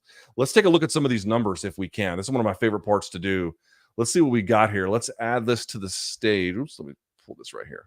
Let's add this and then see what we can take a look at here. Let's do it this way right here. So there's the fight itself. Okay. So we have du Plessis top row and Izzy bottom row. I mean, look at this. So he's a little bit behind in total strikes and overall. He's slightly, ever so slightly. These are numeric totals. These are not qualitative totals. Everyone understands that, but they can be kind of helpful as a reference guide. But look at this. 4 of 9 takedowns for du Plessis. 2 submission attempts he's credited with. 3 minutes and 39 seconds of control time.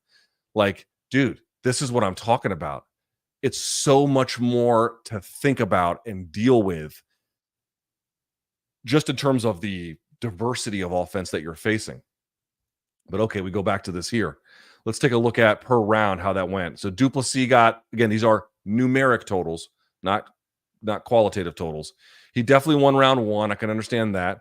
Round 2 was the one that Izzy got his back taken, and then there was a submission attempt. So that would be 3 of 5 takedowns in that round. That's pretty ridiculous. So that would be a du Plessis. So he's probably up 2-0. I thought Izzy definitely won round 3. Yeah, that again, the striking totals kind of speak to that a little bit. And then they were kind of even on the feet, but you counter that 3 of those were the ones he got hit with that dropped him. So he was probably a little bit behind in the deficit there, but he got the takedown and ultimately he finished him off. Let's look at targeting because I thought that was a big component of everything. Du Plessis here in red, Izzy in yellow, in blue. This is the big one. The leg, I don't think this did much for Dricus. The leg kicking, I don't think had necessarily a huge effect for Dricus. It counted, it mattered, it wasn't irrelevant, but it wasn't a huge decisive factor. One thing that was, I thought, let me go back to this.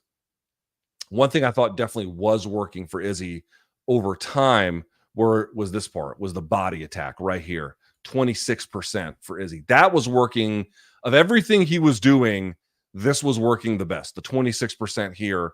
There were times where it looked like, and again, I want to say very clearly, look like being the operative word, because what does it really mean that it looked like it? I mean, Dricus sometimes looks like he's sucking wind, and then he goes out there and then just bodies these dudes. So it's hard to know, but it did appear like that might have been beginning to have an effect on him. And it did appear that it might be creating more offensive openings on the feet. I thought that was a big part of it. So you saw Izzy, the game plan for them was pretty clear. They wanted some linear attacks up the middle. They wanted to get off at angles. They wanted to stay off the fence as much as possible. And they wanted to go to the body a whole ton. Teeps up the middle, double rips to the body in terms of combinations they were throwing. They wanted to get his hands were going to be high, then go down below and then begin to force him to transfer his defense. That was a clear thing they were going for, but wasn't enough in the end. How do some of these numbers compare? I'm curious, du Plessis. So Izzy's numbers in terms of quantitative totals, 16, 17, 40, and 24 was what he got. So what did a guy like Strickland get on du Plessis through those rounds? And again, these are going to be numeric totals, so they're going to look, So let's see, Strickland 34, 22, 31, 33, 53 in that round 5. Du Plessis 18, 26, 29, 29, 35. So not too dissimilar, but Strickland, again, a lot of those are going to be like, that trench warfare style of fighting. How about Whitaker through as many rounds as it lasted? What did he get? He got polished off in the second. So what about that first round? Yeah, 22 versus 29. Dricus got the better of that one. Then 33 versus 9 in the second. Dude, he's a beast. He's a beast. He is hard to deal with. And I will say this too. What really kind of impresses me? People talk about, and I did it too. I made this mistake. People talk about DDP in this way where they'll see him. Does he throw lunging shots and then lose his balance sometimes? Yes. You saw that tonight. Like, he does do that. However, I will say this. He is eligible to be hit there. But you'll notice it doesn't happen all that often because guys are usually not in position to hit him back, or they're reluctant to even try in some of those scenarios. And so the vulnerability is a little bit overstated. Secondly, how many times were these guys throwing head kicks at each other? And DDP, Izzy too, both of them were very good, but I'm talking about DDP here. DDP's defense is fucking good. His hands are always high. It does create some vulnerability to the body, and that was having an effect for Izzy.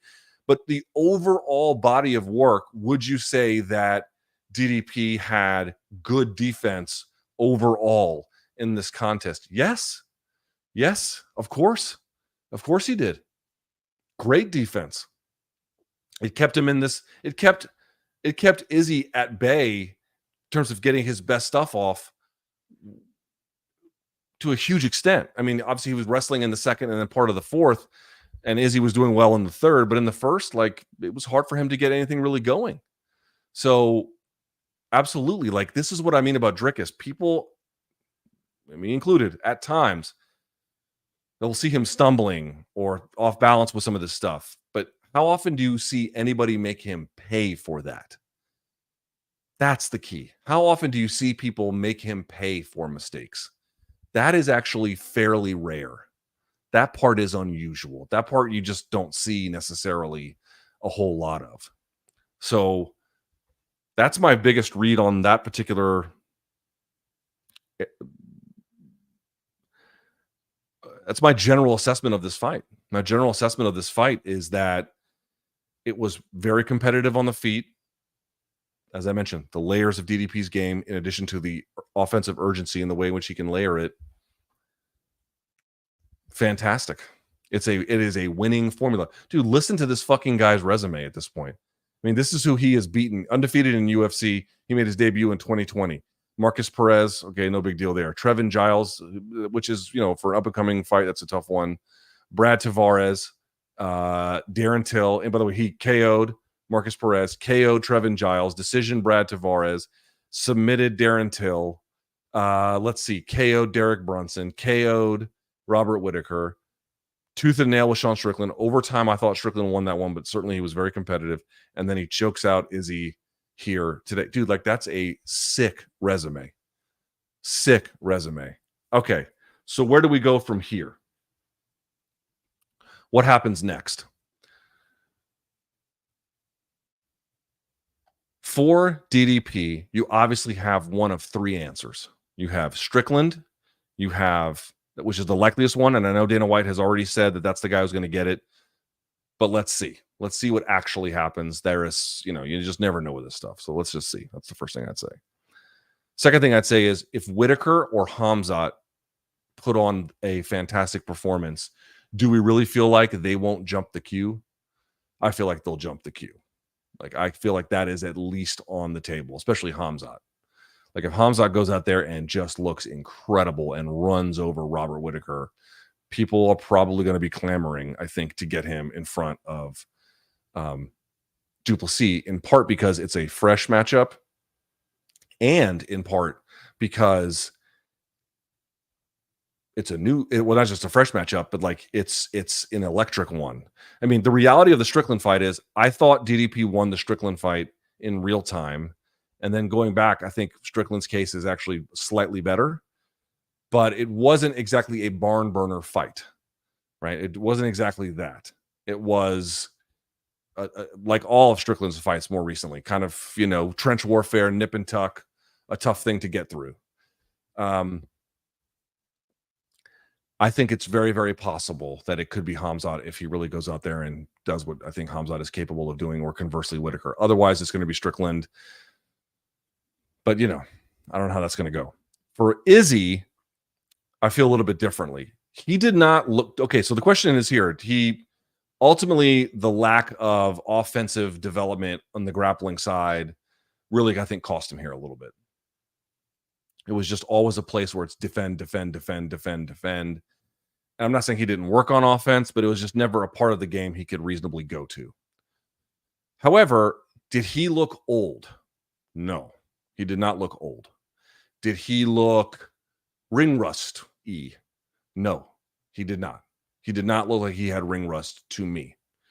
He did not look old to me. In fact, I think what makes this win very significant for Dricus is that he didn't beat some like washed piece of shit version of Izzy. He beat what appeared to me like a very good, very ready version. And that should count for a lot. So it was asked on the live chat, hey, what's going to happen if Izzy loses? Does he retire? And I think I said it was very contingent upon how it went. Well, he got finished, but up until he got finished, he did not look poor. You could say DDP was winning, but you can't say Izzy looked poor. He did not. I mean, you can't have it both ways. It can't be a big win for DDP if Izzy is not a worthy adversary. And I thought he was a worthy adversary. So I think he continues the bulk up, and I think he moves to 205 at this point. I mean, I'm not sure what's really left for him at 185, unless I guess if he wants to stick around and maybe get in a second fight with Strickland, but I don't even know if that's likely, especially if Strickland ends up having a fight with DDP. I think he goes to 205 because 205 is completely wide open. They're giving title shots to literally the number 8 contender. And of course, Poatan's sitting up there. If Izzy gets a couple of wins or even just a good win at 205 over a top guy, are they not going to make that? Especially if there's if Ankalaev is beaten, what are they going to do? So that seems to me a very likely possibility. Now that, of course, we already saw him against Blachowicz. It didn't go well. We'll have to see how it goes this time. And again, the fact that there is no really offensive component to his grappling, I think could cause him problems up at 205, but it's at least a fresh set of opponents. You've got the video game boss at the end that everyone's going to want to see, right? There's that as well. So that's probably next for them. All right, let's talk about that co-main. Not a lot to it. Kai Kara-France defeats Steve Erceg at 404 of round number 1. Two things that really occurred to me. Erceg, he got thrust to the front of the line. I mean, this was only his 4th or 5th UFC fight. So he has 5th. Yeah, it's his 5th fight. And 2 losses in a row against Pantoja and Kai Kara-France. Now, he gave Pantoja hell. I mean, guys, he gave Pantoja hell and was winning that up until I thought he decided to go for the takedown, which was a gigantic error. And then he got the doors blown off here by KKF-Erceg. What happened? Number one, anytime any fighter has a war in their last fight and they come back, and that was not long, that was May. So let's see, June, July. I mean, so early June, early July, early August. Here we are in middle August. I mean, that's 3 months. That's a fast turnaround from a brutal, long fight. I don't know if you're always going to be yourself in something like that. That's a quick turnaround. I always have questions. And some guys, they win. I'm not to say that this, oh, that's why he lost. That's not why he lost. But that can be a contributing factor to why he lost. Secondly, on the KKF-Erceg component, or I should say the Erceg mistake, the backing up straight was a huge problem. There's a huge problem. And they had him dead to rights. Like I do think he does have very good flyweight boxing, or just MMA boxing in general. I really like what he does. I don't think his success is accidental, but he paid for some defensive lapses here big time. Backed up straight. And I have to go back and look to see if he was using that rear right hand to parry, not just this exchange, but previous ones, and they had picked up on it. But of course, you saw before, it was the stance switch, and then he comes over with the left hand. And I think before, the previous ones, those blitzes that KKF-Erceg had been doing, I don't know if he was switching before. I think he was just kind of throwing the left and maybe letting the trail leg come up. This time he actually did a full switch and then bang, came over the top with it. And that was a huge problem, especially if you're just backing up straight. Like they're going to find it. They're absolutely going to find it. And the level changing obviously played a role, as his hand wasn't where it needed to be. Right. Contrast that with the main event with Izzy and DDP always having their hands up. Right. So that really cost him. But he got pushed to the front of the line very quickly, had a brutal fight against Pantoja. Obviously, this is a poor showing from him, no doubt about it. And you compound that with that 5th round bad decision he made in the wrestling against Pantoja. And there's probably some questions about where actually he falls in that division. But it's not exactly, again, they had the odds. I think, again, I said the fight, I leaned Erceg, but minus 225 I thought was high. It's nah, that's a little bit closer. And one of the things that KKF-Erceg did, let's see if the stats speak to this very quickly if we can. What were the numbers on this one? Let's see very quickly. Yeah, I mean, look at the output. Look at the output here. I'll show it to you. We don't have a lot to go on because it was one round, but it was double. It was double the output of Erceg, and essentially through attempt. Not quite double in attempt, but double in what scored. He had 2 knockdowns. He was just literally doing more. And Erceg was getting behind the jab and was beginning to corral. He was a bit of a slower starter, fair enough. But, dude, what was the lesson between the main and the co-main? It pays to be an opportunistic offensive fighter in MMA more often than not. It pays to be opportunistic. And you saw that in the co-main event big time. Totally. So, they asked me on CBS Sports, do you think that KKF-France, whatever, does he get a title shot from here? I would imagine, right? They don't have a lot of clear guys who are ready for that. Moreno's not really there. Albazi, I'm not sure what his situation is. KKF-France has been around for a long time, comes from a great team. This is a phenomenal win. He looks great. There's a lot to it. So I tend to think that will be something that they go to going forward. But there's not a whole lot. Look at the targeting. Yeah, 88% to the head and nothing to the body. Here, I'll show you one more time. Just look at the targeting by KKF-France. Look how much more diverse it is. And nothing to the body from Steve Erceg. Yeah, this is what I mean, man. I like Erceg's game a lot, but he got thrust to the front of the line, I think, a little too quickly. And I think he paid for it as a result. Your development has to happen on the appropriate timeline. And I think Erceg is very talented, but this is the deep end, boys. Pantoja and KKF, that's the deep end. And your development can get fucked up through these long, brutal fights, short notice turnarounds, clever, wily veterans.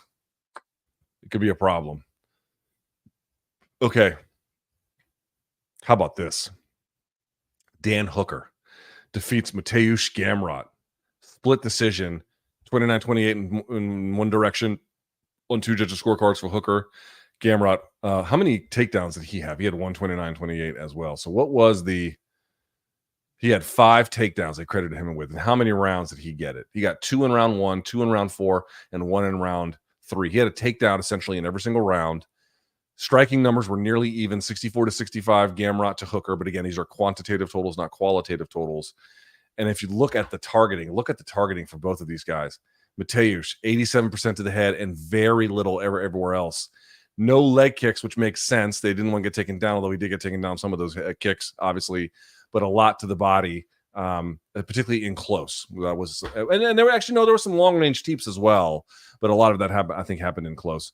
So the combination of the two. Dude, Dan Hooker is a fucking animal. Listen to this dude's resume. I mean, there are guys like Rafael dos Anjos won a title, so this is not a fair thing to say about him. And there are other guys like Jeremy Stevens who has a similar kind of resume, but I feel like Hooker's kind of in between. Hooker's better than Stevens was, but not as good as RDA. RDA was a weight class champion. But like, dude, listen to who this fucking guy has fought. This is just who the guy's fought. First of all, 3-fight win streak over Claudio Puelles, Jalen Turner, and Mateusz Gamrot. That by itself is pretty incredible. But putting that aside, those 3 names I mentioned, Arnold Allen, Islam Makhachev, obviously Nasrat Haqparast, Michael Chandler, Dustin Poirier, Paul Felder, Al Iaquinta, James Vick, Edson Barboza, which was a brutal loss for him, Gilbert Burns, Jim Miller, Mark Giacchese, Ross Pearson, Jason Knight, Yair Rodriguez, Hatsuhioki, Maximo Blanco, which was a very good fighter, Ian Entwistle, who was a good leg locker back in the day, and on and on and on and on. Dude, this guy has fought absolute fucking hammers. He's done it away from home. He's done it in weight classes that were not optimal. He's done it against bad style matchups. He's done it on short notice. He has fought an absolute who's who of murderers. And not all the time does he get his hand raised. As I mentioned, he's got losses to Allen and Makhachev and Chandler and Poirier and Barboza, but never, ever back down from a challenge. And what I thought was really incredible tonight was not just that he was gritty and like a Terminator, because all of that is true as well. I actually feel like both guys came away looking pretty good in the sense that Gamrot still has a lot of takedowns, and his striking was more than functional. It's still limited. The numbers kind of attest to that, and the targeting kind of attest to that. But it was a lot more. It was a lot more potent than I thought it would be, and there was some ground and pound that I thought was pretty good as well. But in the case of Hooker, you can't out wrestle Gamrot, but you can force him to react to it by whatever you're doing with those guillotine attempts that were causing all kinds of problems. And I talked about Ben Cartilage, who's one of the best judges in the entire sport. He is going to favor damage and threats that really kind of count for something, that force reactions more than just control time. And that was, I think, a bit of a saving grace for Hooker, that he had great damage on the feet, and then those chokes forcing Hooker to forcing Gamrot to abandon, forcing him to go back down constantly because of how deep they were. Some were guillotines, some were ninja chokes, the whole 9. Well, a ninja choke is a kind of guillotine choke, but you understand what power guillotine. You get my point. Like fighting fire in a clever way that also is beneficial to how judges see it. So it's effective in its own right, and it's effective to the judges as a means of swaying their perception. And he had that going, then was walking him down, then was throwing great combinations, was hurt, bloodied, didn't bother him, was right back out there. Dude, Dan Hooker is an animal. And this was a huge win for him. I forget. Let me see where they were ranked very quickly. Where were they ranked? Let's see.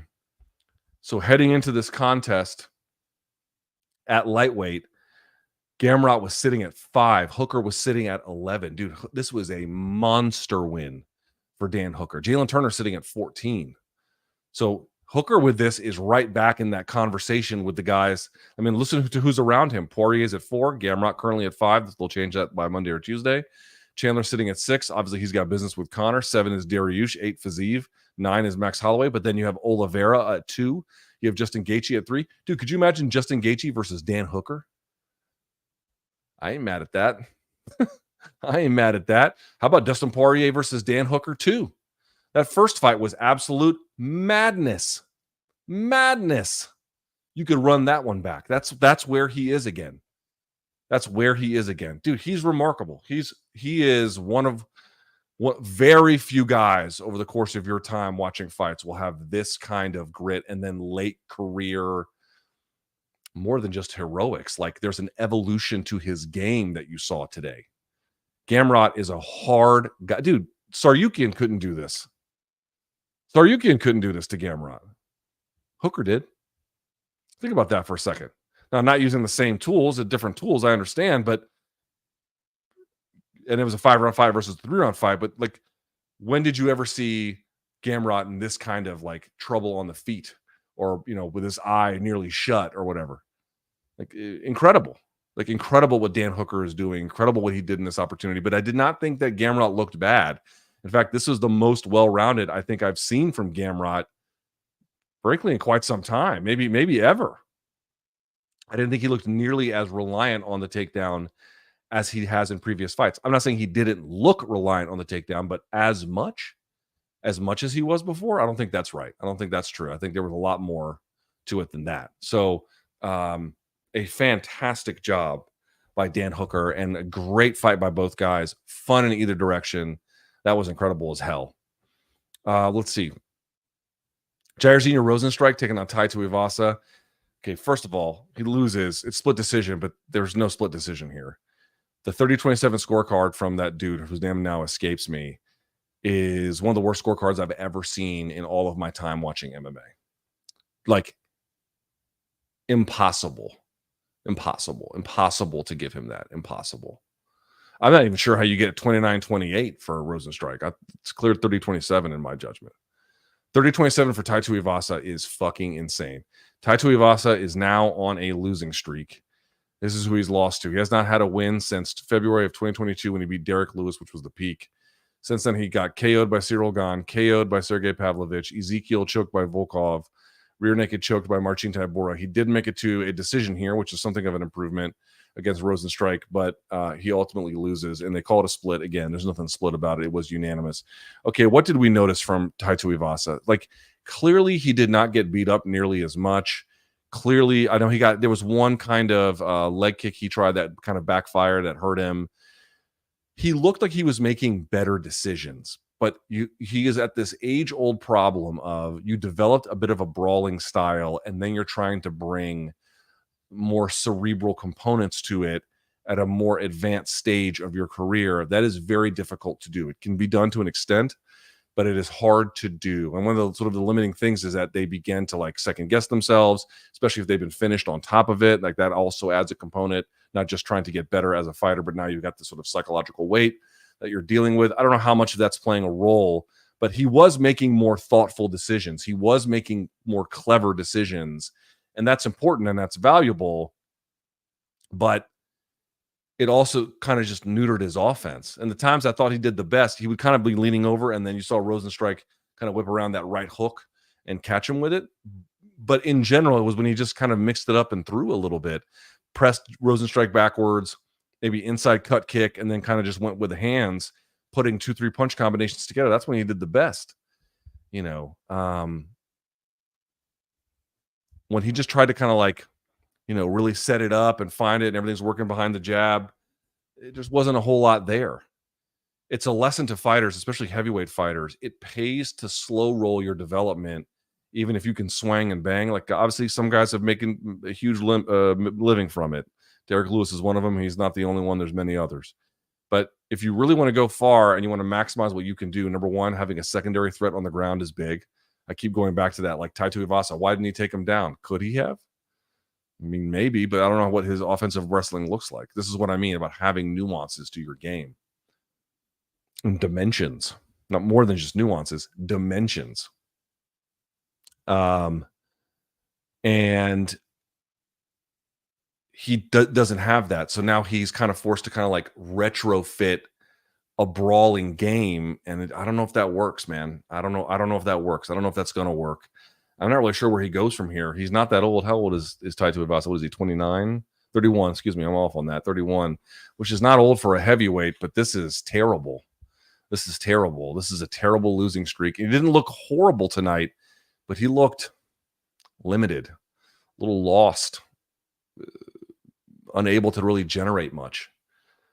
I don't have much of a comment about Rozenstruik. He is who he is. He serves a role in the division. But for Tai Tuivasa, you can get it's the fight game is cruel because you can get so far with like this flawed but very helpful kind of skill, and then you get to a portion of your career where it almost does nothing for you anymore, and it's like that. It's like that. And then you're like, oh no, I need to retrofit stuff. But then I'm not saying it's too late, but the gains from that are quite limited. And so now what do you do? It's tough. It's tough. And then Carlos Prates defeating the Leech, Jiangliang Li. I'm going to call him Lee. Dude, Carlos Prates is fucking awesome. This guy chain smokes. Here's one for Carlos.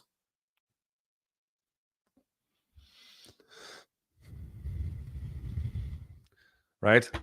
The guy goes out there and chain smokes. His left hand is dynamite.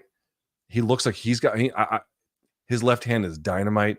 It is a piston. It covers distance.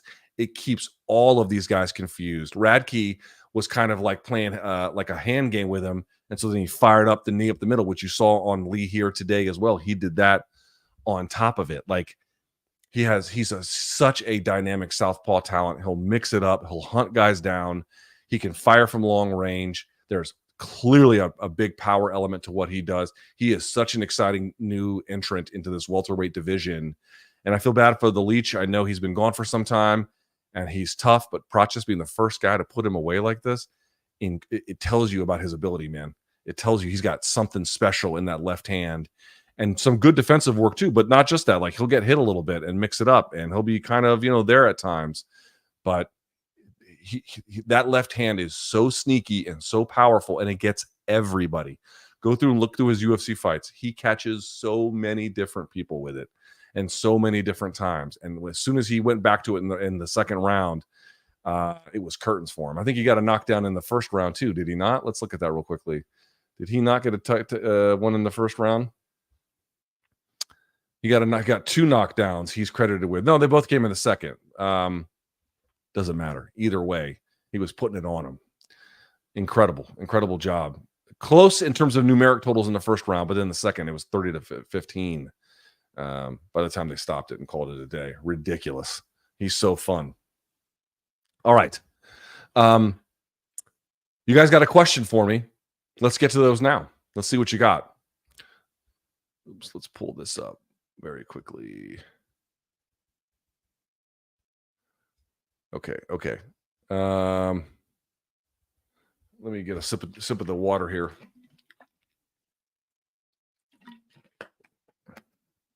I'm going to leave this up too. Of course, you guys know it's the only sponsor I've ever had in this channel. Never had another one.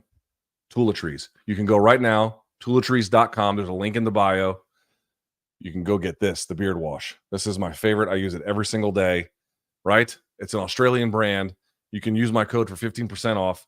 Go get it. Simple, clean, effective. That's all I want. That's all I want out of the products that I use. Something simple, clean, and effective. All right. Actually, I'll have to take it off because I have to get the questions up, but we'll come back to it. Toiletries, LT15 for all the folks listening on the audio podcast a little bit later. All right. Let's see what you got here, and then we'll go. Very quickly. On another note, Luke, have you been to Perry's? Very solid restaurant. Definitely appreciate the content. I'm not sure if I've been to Perry's. I think this is the gentleman who told me he lived in Noma, and I'm very skeptical of that. Okay. How quickly do you think Jake Paul would KO DDP? I mean, in a boxing contest, probably relatively quickly. You know what I mean? But this is not what we have to worry about. Okay. Paul says, you say it about Shavkat, dynamic finisher. Maybe he doesn't finish every fight, but can you let DDP hang around for 25 minutes? Not with that chin. Great question. I don't think you can, man. He's tough. His defense is not by no means shabby. And dude, he's on the hunt.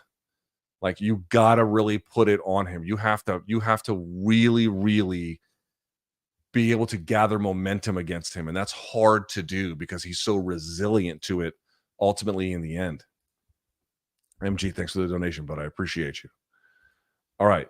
Joe Neal says, only way that fight could have been better is having Renato Laranjo on the mic in Izzy's corner shouting in an Australian accent. I don't know what's happening at the Craig Jones Invitational. I saw Nicky Rod won. I don't know who won in the sub 80 kilo division. I'm curious to see when this is over. Dricus looked great, but I had tie up 3-0. Yeah, you didn't. That's a funny bit. Hassan, welcome to the party, friend. The 35-year-old stat might as well be undefeated. So it's funny you bring that up. The 35-year-old stat is mostly relevant for 170 and below. It's 50-50 basically at 185 and above. So it kind of played a role here, like in the sense that it met the criteria, but the overall body of work at 185, 205 and heavyweight is so mixed that it doesn't really matter for them. You know what I'm saying? Edward says, do you think Izzy's footwork failed him? Seems like a younger Izzy would have evaded DDP's mummy stuck in the mud blitzes in the later rounds. So some of the leg kicks probably slowed him down a little bit. But honestly, I mean, maybe somewhat. I don't think it's a bad question. I think it's a good question. Maybe somewhat. But at the end of the day, I still think Izzy was beginning, like he had a great third round and was having a good fourth round right up until he wasn't. Of course, DDP was getting his licks in, but like he was still very competitive there. So has the age and the damage caught up to him? Yeah, probably some. Probably his footwork is not as fleet as it once was. And if you've got a game that is somewhat predicated on speed and reflexes, when those go, that's going to be a problem for you. And that could also explain why, to an extent, he was having a hard time leaning and evading and against Whitaker in their first time. That was not really the case. Yes, that absolutely could be playing a role as well, for sure. Right and Wrong says, Alex Pineda has just posted on IG that he'll be coming down to 185 again. What do you think is the best way for Izzy to maximize his time left? I don't know if I believe that or that the UFC will allow that. I'll believe that when I see it. We'll see about that. Alex, thanks for the donation, buddy. I appreciate you. Anthony says, can people please put some respect on Izzy's name? Was a great and close fight, not done for me. Yeah, guys, I said it before the fight. It doesn't matter what happened in this contest. Either way, because of what he's already done up to this point, Izzy is the second best middleweight of all time. Now, if Dricus keeps going and keeps doing incredible things, we can revisit this conversation. But in terms of what Izzy has done, only the great Anderson Silva ranks above him in this weight division. So it was a weird kind of spot to be in, because even if he had won, it wouldn't have changed that. But it would have obviously given him some potentially more options to do some other things, whatever. But he's a special fighter, but he is not the best middleweight anymore, of his era. Well, he's not the best middleweight guy right now. He's just not. He was for a long time, but he's not now. Fight of the night, Hooker Gamrot or Izzy DDP? Hooker Gamrot, but both were great. Really great. Celebrations all across Africa after DDP victory. I mean, I doubt that, but they're definitely going to be happy in South Africa for sure. LT, fan of 8 years. Time for Israel to fight down. You mean welterweight? I don't think he can't make welterweight, dude. I've talked to Izzy in person many times. He cannot make welterweight. I don't know what you mean exactly, but if that's what you mean, he can't do that. B. Cook says, Luke, I thought Gamrot was as much of a lock as anyone on the card. Did you notice him coughing and clearing his nose at the prep point? Gassed early? I did not notice that, so I cannot say that I did notice that. Could that be a role? Yes. It's speculative. I don't have much to say. I don't know. Bobby says, bro, that shirt is just as fire as DDP's win. No, DDP's win is better. But my daughter picked out the shirt, so I'm fucking wearing it. Mikey says, DDP fails the eye test every fight. Sloppy blitzes, the lesser gas tank, and yet still gets the W. He feels so beatable, doesn't he? Respect nonetheless. It's deceiving. I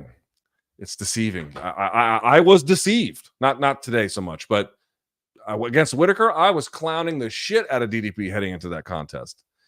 You have to respect the outcome. And then from the outcome, you kind of reverse engineer how he got there. And then you realize there's a lot more to it, man. Yes, there are times he shows real technical vulnerability and sloppiness. Yes. But it's like Tom Aspinall. Tom Aspinall has technical sloppiness, but then he just makes up for it with incredible offense. Dude, if you are well-rounded, physically resilient, and you fight like sort of determined dog that he does, you can have defensive issues in MMA. Like, you absolutely can. Ray says, middleweight has never been worse. He's so sloppy he could just lose to someone like Imavov. No, he can't. Well,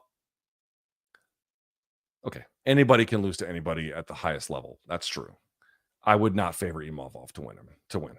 Sucks to see Rob and Izzy lose to him when they're clearly washed. Izzy is older. I did not get the. Did you guys get the feeling he was washed watching that? I did not get the feeling he was washed. I did not. I'm not looking at this like, oh, he beat a washed version. He beat an older version. Sure. He did not look old to me. He looked older. He didn't look old. I didn't see an old fighter out there. No. Danker, whatever this guy's name is. Pineda made a post saying he wants a shot at 185. You think if the UFC will give him a shot over Strickland or Chimaev if he wins? I don't know if the UFC is going to allow that. It might. I mean, you never know, but I don't know. I don't know. B-Cook, DDP's quick adjustment to the Gable grip was key. Yes, and snatching Izzy off of his base. Both of those things. Both of those things are absolutely critical. Both of those things. Henry says, true or false? Izzy moves up to 205. I'll say true. Dricus stops Strickland in their rematch. I'll say false. Grasso defeats Shevchenko by decision in their trilogy. I'll say true. Jones retires after the Stipe fight. I'll say true. McGregor will never fight in MMA again. I will say false to that, but fuck, dude. That I don't know. Nick says, thoughts on Colby doing the vigilante pedophile hunter side quest? I think those guys are just more interested. I mean, they're beating up the least sympathetic people on earth, right? Like they're beating up the absolute scum of the earth. But I don't get the sense that it's really about justice for kids. I get the sense that it's about sadism for entertainment. Ray says, come on now. Izzy is glaringly slower and hesitant. Slower. He definitely was hesitant. I brought that up earlier. He definitely was hesitant for sure. I don't think he was that much slower. And I don't think he was slower than DDP, right? Did you think who'd you think was faster? Like who had faster feet, DDP or Izzy? I feel like it was Izzy. So relative to what Izzy's previous best was, there's probably a drop-off. Sure. But did you feel like DDP was quicker than him? I did not feel like that tonight. I mean, I guess I'll have to watch it again. COO says, Izzy looks like RJ. Jesus, you guys all think Izzy looked washed? I did not think he looked that washed. Okay. Izzy looks like Roy Jones Jr. at the end to me, like the Glenn Johnson fight. Dude, get the fuck out of here. Reactions and chin diminished, in my opinion. Crazy that a judge scored round 3 for DDP2. Oh, did they really? That was the easiest one to score for Izzy. The Glenn Johnson fight seems a little much for me. It seems a little bit much for me. I don't get the sense that he is. I can buy very easily that Izzy is not at the physical prime at all anymore. I totally can buy that. I did not get the sense that it was RJJ, Roy Jones Jr., Glenn Johnson era fight. No, I did not get that vibe. Guy J178 says, what do you think of Izzy's persistence in gliding along the cage with his hands down? That was fucking insane to me. It cost him in this fight and in the first fight versus Poatan in MMA. It sure did. Great point. A bad habit. A really bad habit that he won't stop. And he has paid for it now multiple times. But that's not, you can't knock Dricus for that. I mean, that's Izzy's fault. Some guys just have some bad habits, like as many good habits as Izzy has. And he's got many. He got some bad ones too. Clint says, at COSM, the pseudosphere in LA, their special feed showed Izzy looking almost catatonic whole time DDP was announced. Can't believe he buckled as DDP faded. Felt like a classic fight in the COSM format. Not sure the normal pay-per-view. Luke, you got to try the, is it Cosmo or Cosm or COS? This is the one where it looks like you're right there. It looks incredible. I mean, I saw Colin Coward was there watching a soccer game. It looked unbelievable on a set piece. But that's dude, snatching victory from bat. I mean, fucking against Darren Till, DDP pulled Darren Till on top of him into mount, and he still got out of it and won the fight. Like, this is who he is. You know what I mean? Sid says, Israel was never going to win since South Africa accused Israel of genocide. South Africa hates. Okay, we're doing political bits here now. Okay. Lorenzo says, Izzy grabbing the cage, ref did nothing. Dude, they don't, referees don't take points or really warn anybody about anything. I mean, you get some warnings, but they don't really do anything about it ever. ever. Groin kick, nothing. Eye poke, nothing. Fence grab, nothing. I'm not saying Izzy did all that. I'm saying like in the course of the card itself, they just don't do anything. They just don't do anything. Peter, Luke, the new MMA Hour host. We all want this. I'd rather eat glass. Thanks. Vince says, how does Sean beat DDP for sure if they rematch? Thanks for all you do. You're the best. I appreciate it, Vince.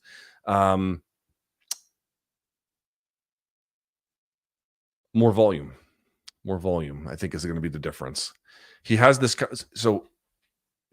kind of like trench warfare style where, you know, everyone's kind of in front of each other and it's pitter patter, and then one big shot gets through, and then the trench, they're always kind of playing in this sort of similar mid-range game, and a lot of it's not getting through, and they're both being denied momentum. You just kind of have this war of attrition.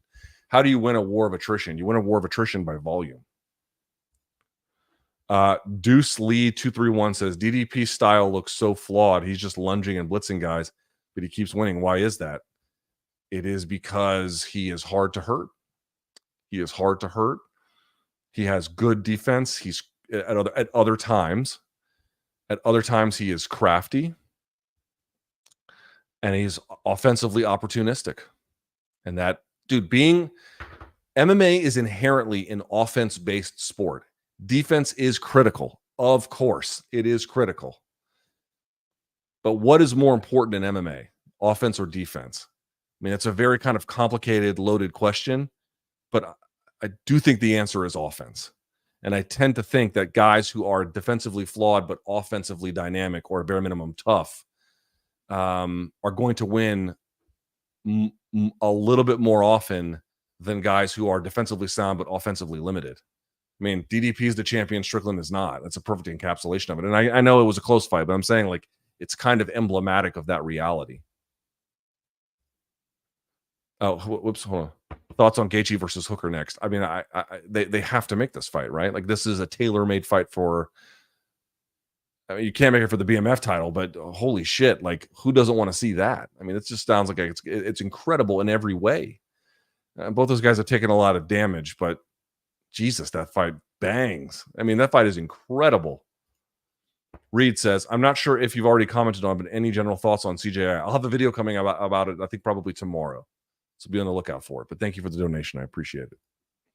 Super K Pill says, would you favor DDP over Pereira? Because of the wrestling? Yeah. Yeah, at 185. 205, I don't know how that would go. I have to see how big he would look. But, dude, like striking it out with Alex, yeah, probably doesn't go well. But taking him down, it probably goes pretty well. Right? Oh, here we go. Casey tells me Ruotolo won the 80 kilogram. Okay, wow, good for him. Cade because I think Ty lost yesterday. 185, 205 were premier divisions. What happened to them? They seem so slim, and it only takes 2 fights to get a title shot. John Jones decimated 205, and 185 still got some interesting players at the top, but is just inherently weak division over time anyway. It was never really that strong. You had guys who were strong, like Evan Tanner kind of stood out. Rich Franklin kind of stood out. David Loazo for a while, but it was never really super strong to begin with. It's that 205 over time is just kind of aged out. Drake put a large bet on Izzy. That's why he lost. Yeah, I did see that. It was like a $500K bet. Eesh. Patient Panda. Izzy literally turning his back was so frustrating. Yeah. Dude, what do you want me to tell you? Like, against a guy like DDP, dude, you saw it. You can't fucking do that shit. Like, you cannot do that shit. It is verboten. Peter says, give me Charles versus Max ASAP. Charles Oliveira versus Max Holloway. They already fought once. You could do it again. But I'm not super high on that one. Steven says, seems like a classic Bull Matador matchup. When it became Hammer versus Nail, Izzy is not a good nail, which is what turned the tide. Luke Thomas Show, SiriusXM Forever. Yeah, thank you, Steven. I appreciate that, my friend. Yeah, that's a good way to put it.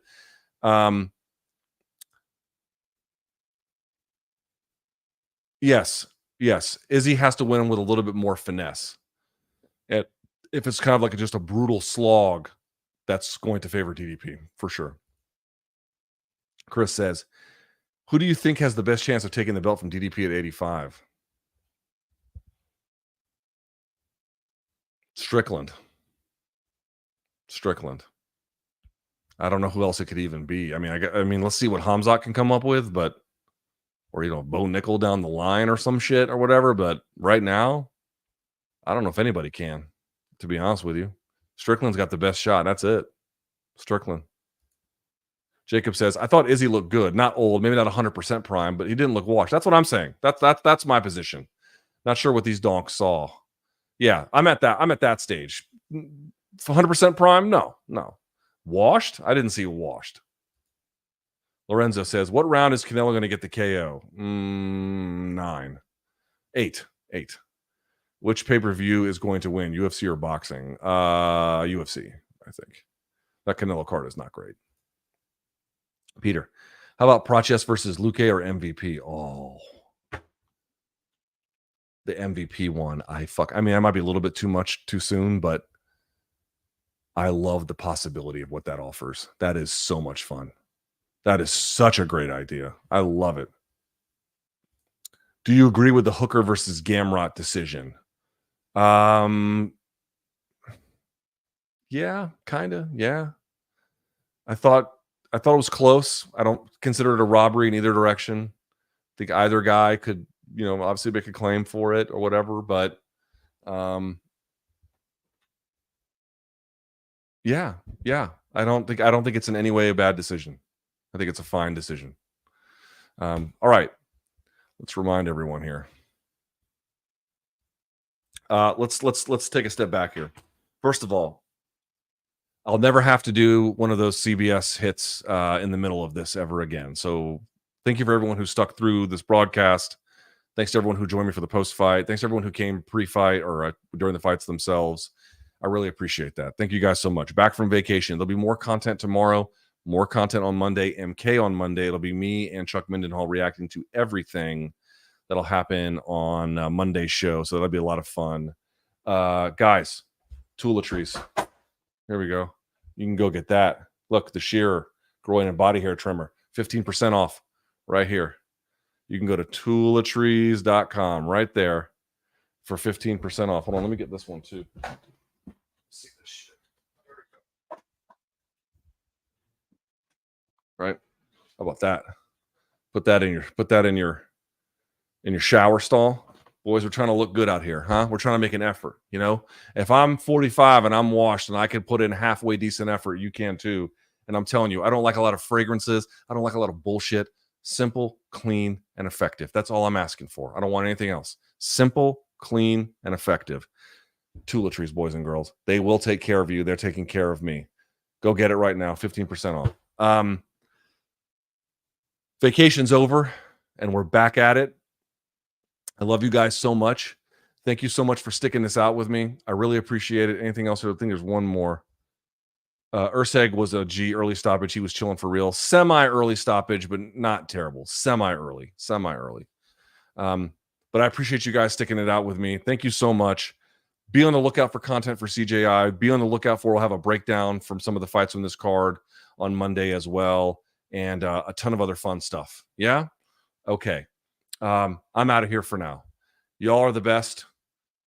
Get some rest. Get some sleep. And until next time, boys and girls, we'll have fun again. I'll talk to you guys tomorrow, or I'll talk to you on Monday for MK. Either way, blessings. You're the best. Thank you so much. Until next time, stay frosty, boys and girls.